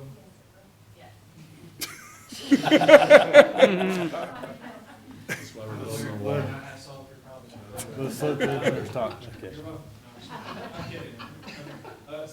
So the way that I have so far, and again, this is preliminary, but we've gone really far from preliminary. So Sunflower is going down. And Right. It hits a low point. at this strip that's on the backside of the sidewalk between that and the wall, and then it goes back out and we have an inlet right there. So the way that I've set this up is that it's going inlet to inlet. Here, if this inlet were to fail, it would roll over, but all of this is in depression, the swell that's gonna run gravity directly to the pond. So there's two reasons why this wall exists. One is to keep the grade up, to keep drainage going this way, basically moving westerly instead of going into their property. What they would be subject to is the 10 feet at the base of the wall. And the intent here with this wall was to put in a 10-foot utility easement, because some of them have irrigation valving and such that's on the backside of the fence. So what I'm trying to do is give a 10-foot at-grade access for them to be able to maintain their fence or utilities along the backside of that. So I'm kind of using it as a double purpose. And then, sort of to buffer that, I did ask landscaping to try to use the hedge across the back, which I think they had a shot that came from one of the yards, but what I was trying to avoid was having this fence, and then you have a 5-foot wall with another fence on top of it, so when you walk out into your backyard, the first thing you see is this giant wall of fence. Instead, what I'm hoping to do is that you'll have hedging, so when you walk up to that, and the fence is about a foot, well, it's 1 to 2 feet taller than the wall, and that's kind of what you'll see is landscaping out there. And then also, we're 50 feet, I think it's 47 feet from the property line of the building, so we have really plenty of room to deal with snow storage, drainage, landscaping, walk your dog, and hopefully, that's as much buffer as I could offer, honestly, for this type of development between residential, standard residential and townhomes. So the water's gonna drain off the street into your ditch. No, I mean, not on purpose. That's a bad day. So Okay. if maintenance occurs as it should, then that would never flow. But if it did, then that would be kind of the fail-safe, because that's the low point of the road in my intent would be to put it there. But the initial intent in the design, based on a 100-year storm, would be that we catch it in inlets coming from the park that's out this way. And then I have one inlet here, and then there's a pipe that runs underneath that swell all the way to the pond. So the intent is to keep it underground in a good situation, and on a bad day, you still have another gravity method to get it there without flooding neighbors. So that would be the intent. Okay.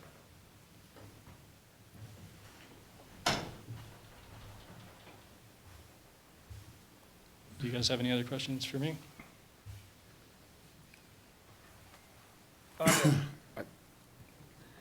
Yeah, on the detention pond? Yes, sir. So your outlet goes into basically the same drainage as the subdivision that'd be to the east, correct? West. West. Or Orchard- west? Orchard Yes, P- west, sorry. Orchard PUD, yes, Getting sir. turned around in my head. Yes. West. Like 3 or 4 years ago, we had a pretty big rainstorm, and Yes, sir. the drainage that runs in between the houses Yes. going towards like the old Clover, it didn't hold it. And 2 of the houses got flooded out. I'm aware there have been significant issues, yes, sir. So does your pond have enough storage and a slow enough outlet rate that that wouldn't happen again in, say, I think that rain was a 300-year flood, or however they classify it? Well, I'll say I can't promise you anything that goes beyond code, which would be a 100-year storm. I could do the analysis and tell you what the results would be, but 300-year storm is a bad day for everybody. I am aware that after the incidents that they had, that there was some management done along the property line. I do not know if there was more done to the detention pond itself. What I can tell you is that as a larger effort, SGM has, and I don't know if it's approved yet, but we're still abiding by it. SGM has been updating the master plan and drainage requirements. They're switching from, I don't know how to stay out of the weeds, SES method. I'm going to keep this real basic, but SES method is based on more of an eastern style long storm. And obviously we found over time that monsoon storms perform much differently, Mile High Flood District out of Denver has been at the forefront of reshaping storms, increasing detention ponds, no doubt, by looking at monsoons that instead of performing over 24 hours, they just dump everything in an hour or two, right? So SGM has been looking at their model, adjusting rainfall. I've been working with SGM on a few projects. We're working together on that ultimately is going to result in a larger detention pond. In addition to, Bayfield already has code requirements that are in some ways more strict than most places that I've done work, which is it's not that uncommon to match existing storms. It's very uncommon to take a 100-year storm in a proposed condition and reduce it to a 5-year storm in the existing condition. So what we're doing is we're taking the storm drainage, we're taking it from a storm that would happen once in 100 years, theoretically. I know things are changing. But with that said, we're reducing that to a 5-year storm before we release it into this drainage easement at the historic location, which is above that pond. So by the numbers, and that's really all I can say is by the numbers. By the numbers, we are improving the drainage that's even going to that pond, not making it worse. So that's, this is my first design over here in Bayfield on a pond. So you don't kill me just yet. But I live in the neighborhood, and I am genuinely making my best effort to make this work for the town's needs, the community. I have friends who live next door to this. I don't want them to see an eyesore. Like, I would like to be involved in it to help make this project the best it could be. So that's why I'm here.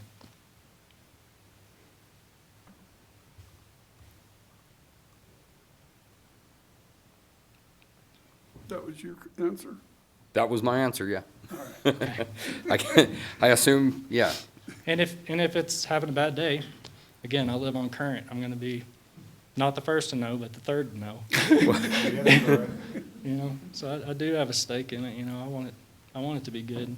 Well, I guess, yeah, that was, probably should have said that more. Like, if the historic easement would hold the flow of water, do you look at that? Does that make sense?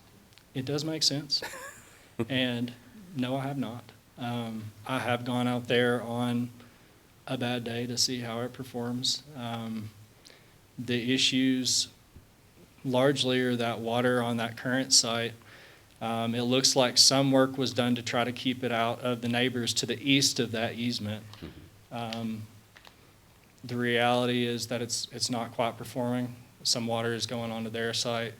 One of the potential, my opinion is that one of the issues is the existing detention pond there being a concrete structure on the east side of it. I think part of the reason that it failed is that there isn't a berm that comes up, like a dirt pile that comes all the way up to that wall. And so even though water is rolling into it initially, it looks to me like there's nothing to stop it when it gets to a certain level from rolling around northeast and going to that swell. And I think that's how it's failing. But the good news is it's on the property line, so I can pretty much build a wall right up to it. And I'm happy to do that. We got to put a wall in over there anyway, so we could pretty well cut it off and force it to go through that pond. But I didn't design the pond, so all I can really do is see how it performs and see if we can improve it. So what? That'll all be reviewed too in our preliminary plan too, more in detail, the drainage, all that heavy stuff as well. That's true. I mean, I've done a lot to try to make a sketch plan work, and I don't know what to tell you. That was a good answer, my question. So. Okay. Is there anything else? I'm trying to find in here where I read it yesterday. A variance somewhere changing the setback from the road to 10 feet in lieu of 20. Yes, sir. To create that 40-foot buffer. That's correct. Is that part of the PUD review, or when does that variance come in, or how does that become part of this whole thing?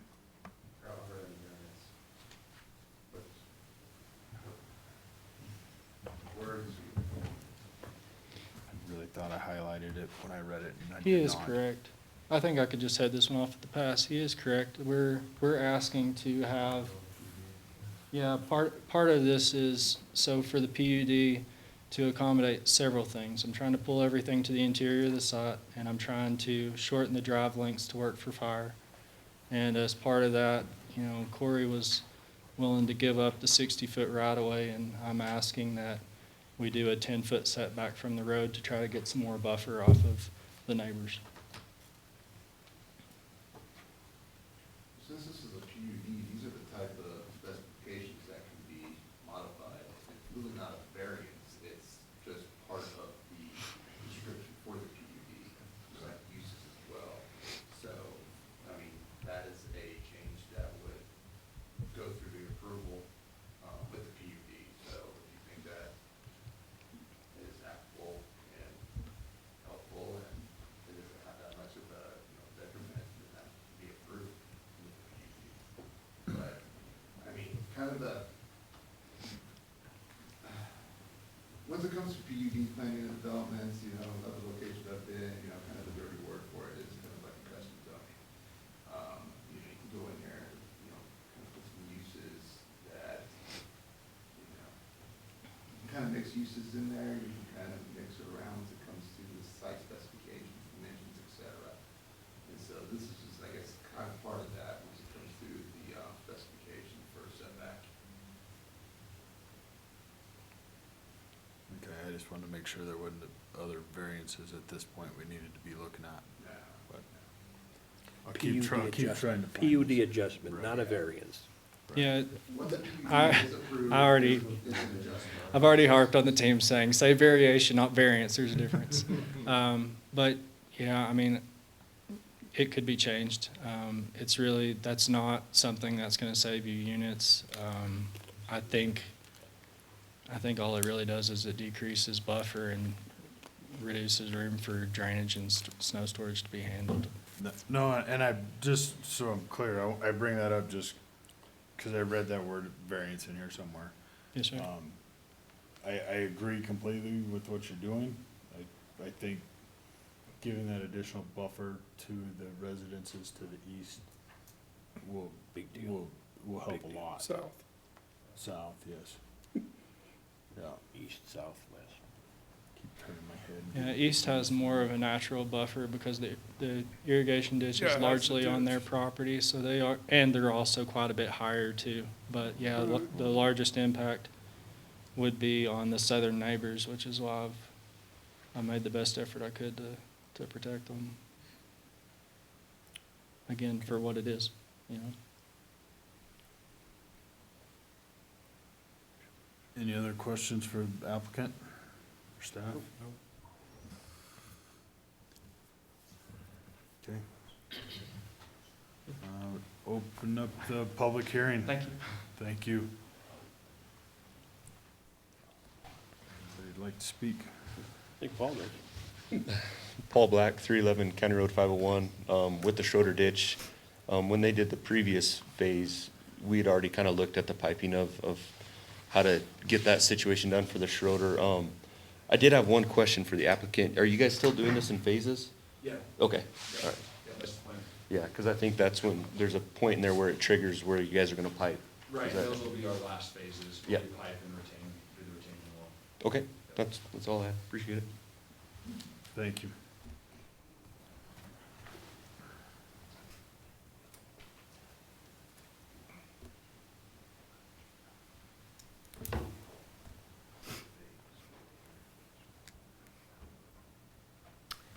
Wendy Espinosa, 727 Lupine. So my house would be that corner house there that you see in all the pictures. One with the backyard we saw. Yep.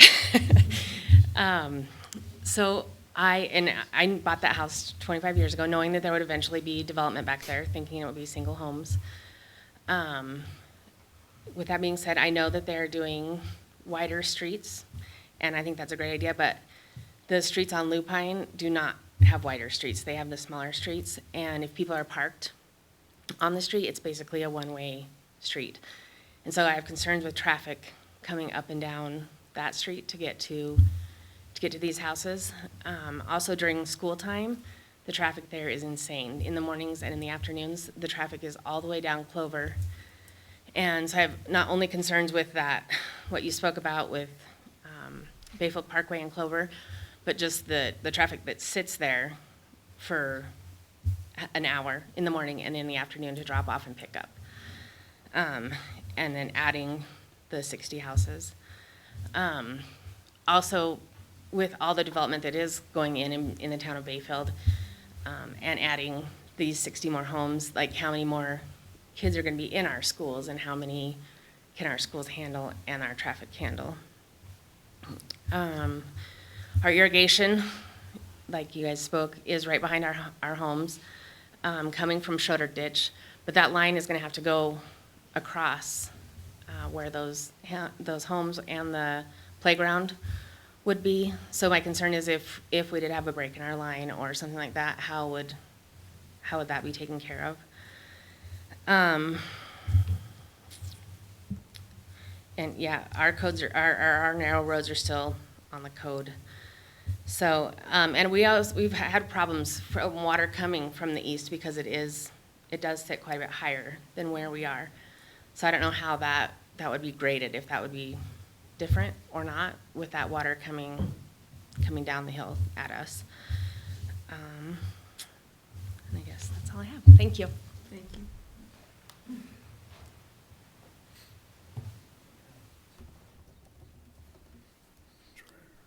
You want after. Mary Benson, 723 Lupine Drive. So I'm going to start with the things I like. I like that it's only 2 stories. I like that they've reduced the units, the number of units over the last few iterations. I like that they've thought about the easement between the houses, and I did send the survey, a copy of the survey to the planning email. We paid for that from our HOA that I brought this up last time I was here. So it explains where those lines are. I read through all of this information. It's a lot of information. And so one thing that I noticed was the siding. They're talking about a modern-looking siding with stucco, cement board, and weathered steel. Earth tones is great. I think that is in line with the neighborhood. The use by review, I looked at the Hope Christian Academy because they had it all laid out. And one of the things that, you guys are considering, or you can consider, is it in harmony and compatible with the character of the surrounding areas? And I would say that most of the homes and things in that area are ranch style. So I'm not sure the modern style of the units, are in compliance with that. I am still struggling with traffic, and it's not because of the 69 or 59 units in this particular area. It's that every time that I read something, that's presented to the Planning Commission, it's done individually, and I know that they're following requirements, right, and regulations that the town has laid out, but I'm not seeing a comprehensive look at the traffic for the 308 units that are planned for that area. So I'm getting that number by looking at Mustang Crossing at 89, which is at the end of Sunflower. Cinnamon Heights was just on the other side, which is 30. 59 for this development. Orchard, they just put in 14. Pine River Commons is 66. It's all going to hit that same area. So getting off of Lupine, turning Clover either way, going out to the Pine River Commons, right, and then I don't usually go that way because there's no light. There's no way for me to get onto I-60 very easily. So I go the other way, and so I go down Bayfield Parkway. I turn at that gas station to get into Durango every morning for my granddaughter, whatever I'm doing. That little stretch of road right there to get to the light is very short. So it's going to be really impacted as far as traffic getting there. The only other way is to continue down Bayfield Parkway, and there's no light there. And so then I think about the other side of I-60, which is the equestrian, the Heritage Arena, and the school and all the development on that side. So people are going to, there's only just a short turn light there at that light. So you have to wait a long time at that intersection to be able to turn onto I-60 from this area where these 308 units are going. So the traffic studies, I can see why they're necessary and all the things, but I don't see how it's really telling us what the traffic's going to be, because these developments are still in process and they are not looked at as one consolidated, area of how it's going to impact us. So I'm concerned about the traffic. There was, last time I was here, I mentioned that there was the last rainstorm we had. I had 5 to 6 inches of water in my crawl space. The water does, go down. I think we have a really high water table here. And so the swells and things, that lets the water go into the ground, right? So I just want to make sure that we don't have flooding more than we already have. And I'm hoping that it's mitigated.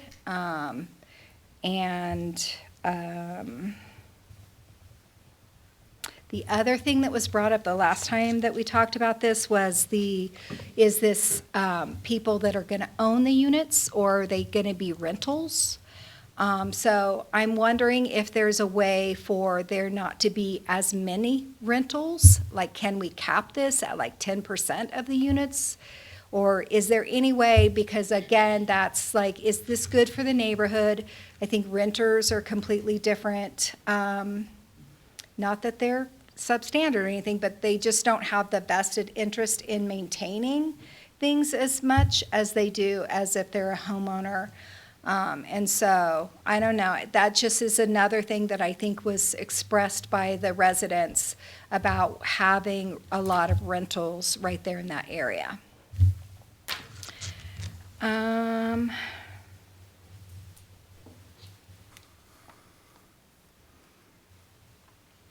I know somebody spoke about property taxes is what pays for the road maintenance. I know with all the building, there's a lot of heavy machinery coming down Lupine right now.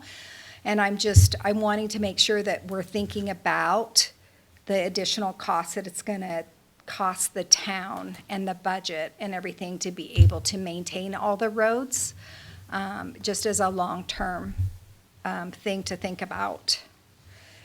See if there's anything else I wrote down.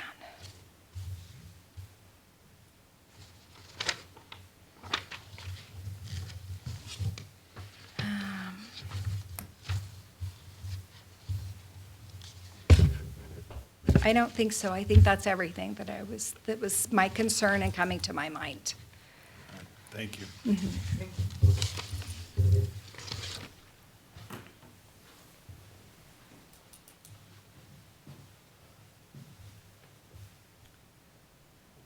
Anybody else tonight?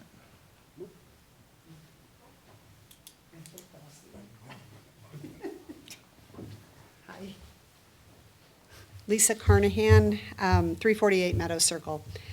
So I don't want to belabor the traffic thing, but I do think it's important that when a traffic study is done, it's done not during what whoever thinks is our peak hours, but that it's done thoughtfully, considering the hours of school. because I do live right on the corner of Meadows Circle and Clover, and we can't get out. I mean, people are very kind about leaving a space, but during that time, the times of school being let out and school being, people dropping off kids at school, I mean, the traffic is frightening there, if anybody has seen it. I'm sure many of you have. So I think that traffic study needs to not be done when peak hours are on the highway, but when peak hours are on the streets that are affecting this, and specifically Clover. But I really wanted to tell you thank you for doing what you all have done here. I think they've done an amazing job, and it looks really beautiful. And I like that they have taken our thoughts into consideration and knocked down the number from originally, I think it was 80, to now 59 units, which is a lot more palatable for all of us. It's nice to see the photographs that show, or the graphics that show the parking and that show sidewalks. It really does look very nice. I still have some concerns just about the number of units and the number of children that will be added to this neighborhood and the safety of those children. We still have one sidewalk on one side of the street. It's only on the east side of Clover. And those, if we have what they expect, 100 or 88 kids, like 1.5 per unit, I mean, that could, let's say it's 70 kids. Well, if all those kids are walking down Clover to the elementary school or to the primary school, they've only got one sidewalk there. And the only crosswalk is really all the way at the end of Clover to Mustang and then halfway down Mustang. And kids are not going to do that. They're going to cross in front of traffic and go down the bus loop, which is also behind the school, and they're not allowed to do that. They're not supposed to be doing that, but I'm telling you they do, and they will, because it's closer. And even if these, say, 60 students are not all primary school students, keep in mind that middle school and maybe even some high school students, I think mostly middle school students, catch the bus at the primary school. So they're making that walk as well. They're going down the bus loop, catching the bus to go to the other campuses. So that's happening twice a day, and then the activities bus comes around 4:30 and drops off kids from all over Bayfield, and that's the last stop is at the primary school. So again, lots of kids going in and out. So my suggestion is we need a crosswalk somewhere near the bus loop there, a safe way for kids to cross. And we also need permission for the kids to be able to walk. There's many sidewalks along both. There's the bus loop, and then there's another road where families drop off students, where it's just cars that drop off students. And there are many sidewalks along there. If we could figure out a way for kids to actually walk there safely, I think that would make a lot of us feel a little better about the number of children.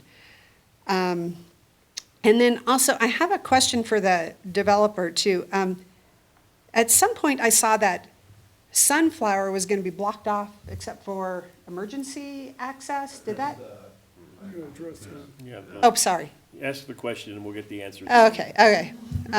Well, I saw it happen earlier. So I think maybe that has changed. So Sunflower is an access into the neighborhood, which is that's a good thing. Because that intersection at Clover and Bayfield Parkway, as we know, there's a stop sign on Clover, but that's it. So a couple more stop signs, something needs to happen there. There will be a lot of traffic there. The other thought I had was, how about an additional access to this entire neighborhood along Community Drive, which comes off of Bayfield Parkway and goes right next to the Public Works Department. I don't know if that's a possibility or not, but it would be nice to have a little more access.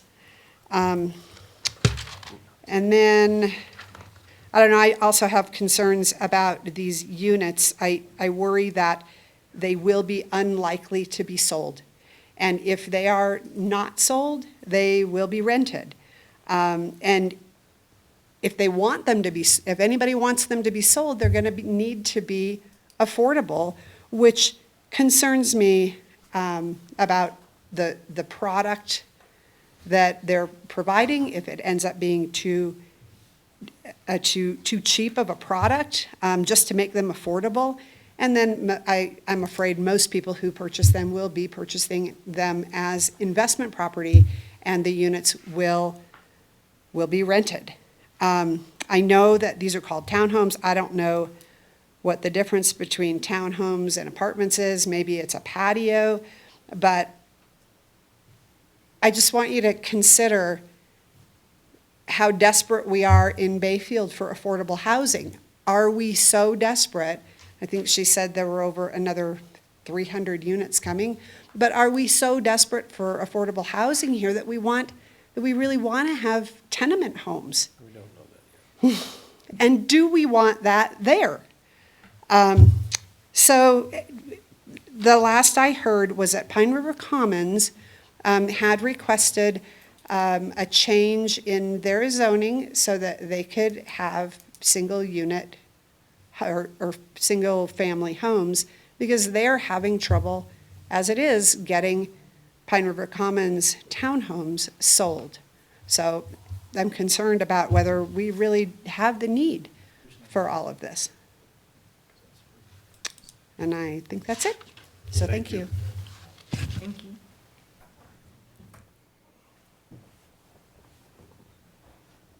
So it's County Road up there, in Lands. We need to annex. Please. Can we just condemn it? It's their meeting.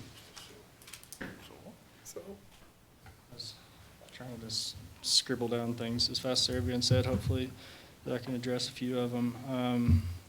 I did already speak to drainage, so I don't want to rehash that.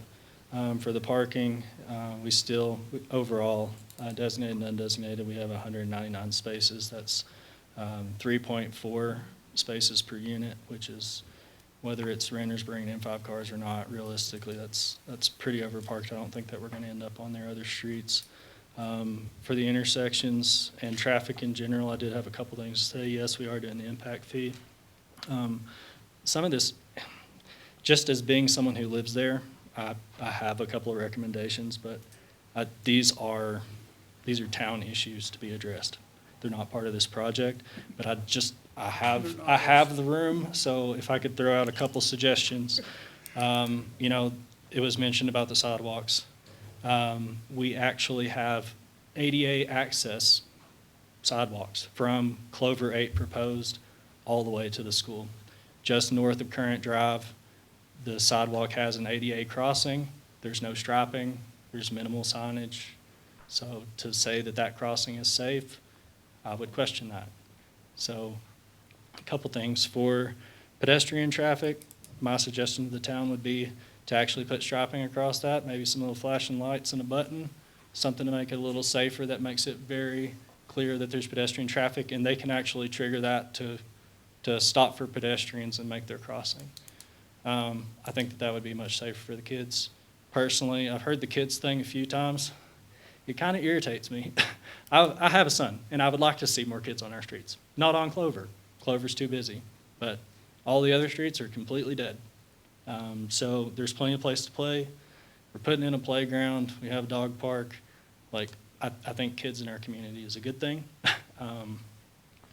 I understand what the concerns are. I want them to be safe too. That would be suggestion number one. Suggestion number two is my opinion about Clover Drive in general and its traffic problem. And as part of a traffic study, anytime there's a school involved, we would be looking at it. during school hours. So that's going to be a part of the process, period. I think that the major part, and she actually voiced it, is people are kind and they're letting you out, but ultimately it's a queue problem. I don't think it's a moving traffic problem. My suggestion would be to put a queue lane on the school property, just off of that, adjacent to the fence or something. Basically, so that they can queue. You can say, you're not allowed to queue on Clover southbound. We have a designated lane that's on the school property there where they can come from the south, and they just queue up and they turn in that gate. Because what's happening is you have far more cars trying to drop off their kids than you have room to put them. So I'm on Current, I'm right there. When I pull out in the morning, there's cars here and there's cars here, and yeah, and they'll let you go around. Everybody's being nice. It's Bayfield. It's good old boys, you know, like, but at the same time, I mean, I think that's the real issue, is that you have a bunch of cars that are stacked up there, so then you have all the people that are trying to commute or to get to the main part of town, and they're trying to maneuver a whole bunch of parked cars, because that's what it is, it's just parked cars. So I think if you wanted to clear that up, it's really a queue issue that could be resolved with a little bit of pavement and some designating of a lane there so that people are forced to use that instead of just parking in Clover. Just my opinion. See what else I got here. Already addressed that. Yep. There was a question about access, some kind of easement to where their irrigation comes across through your park, across that road. And Oh, access right, to so that. so we're not building over that with any solid infrastructure other than the road itself. It would be a playground. If we need to do rerouting there to get it to the edge of that, we can, but it's all gonna have easements and be accessible to be maintained. Other than where it goes over under the road. Right, but that's public. Right. Yeah, and that was inevitable. I mean, the extension of Sunflower and Orchard to connect was a requirement for developing this property in any way other than a single home. And it's one of our conditions, he says. I don't read the staff report, I'm just the nerd in the corner. Okay, and then there was an issue brought up about what the exterior of the buildings look like. Our client is definitely open to discussion about what the exterior of the homes look like. We've gone through quite a bit of effort to make this fit in with the community.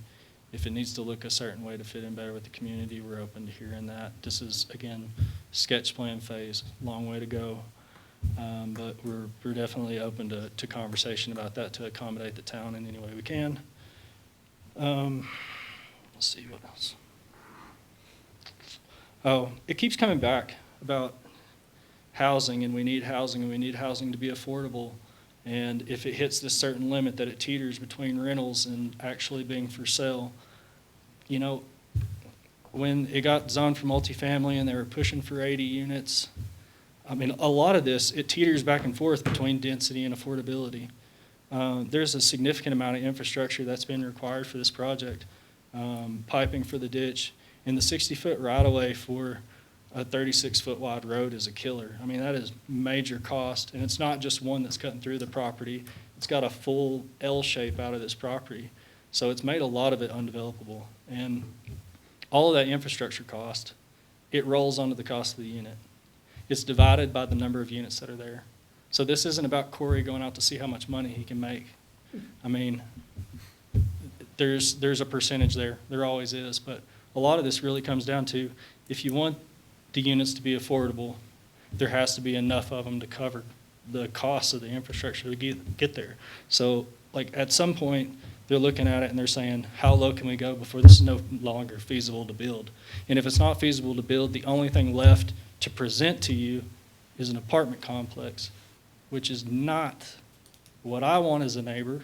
I know none of the other neighbors want it, but really you start pushing it to a certain line where it truly does not pencil anymore, you know? And I think that Corey he's made a lot of effort to give and give and give on the number of units to go in this to try to fit with the community and what the town wants.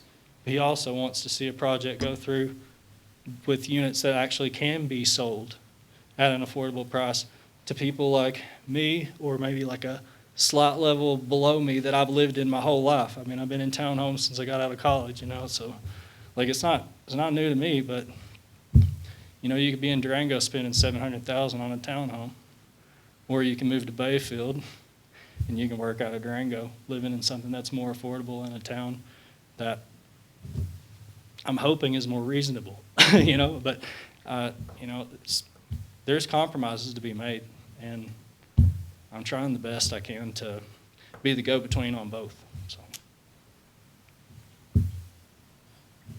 I think that's all I got.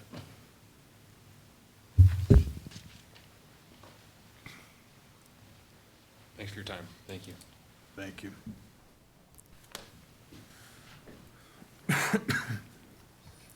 We'll close the public hearing. I'll just point out, it was page 68 of the packet where it mentioned, talks about variations, so.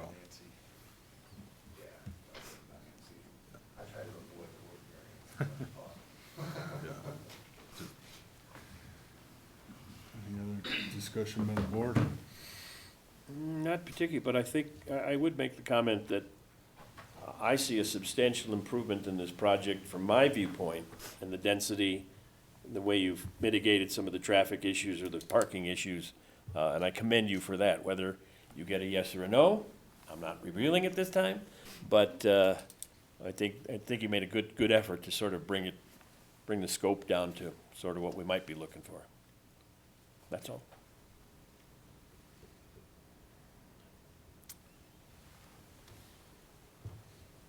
Do we have a motion? Item? Come on, Vaughn. Make your first motion.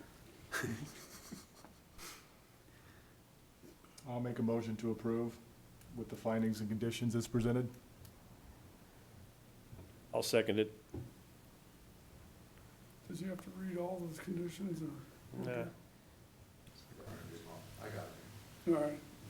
Roll call, please. Oh, sorry. Commissioner Lyon, Yes. Commissioner Tenza, Yes. Commissioner Ransford, Yes. Commissioner O'Shea Heidinger, Yes. Commissioner Morris, Yes. Chair Gad, Yes. and Mayor Ah. Yes. Unanimous, that's scary. Sketch plan. Still. Got a long way to go. Motion's approved. Item 3A, entertain a motion to adjourn. So moved. Second. Thank you, everyone. Appreciate you coming out. I hope my dinner's still warm. It's breakfast time now. We're all starving.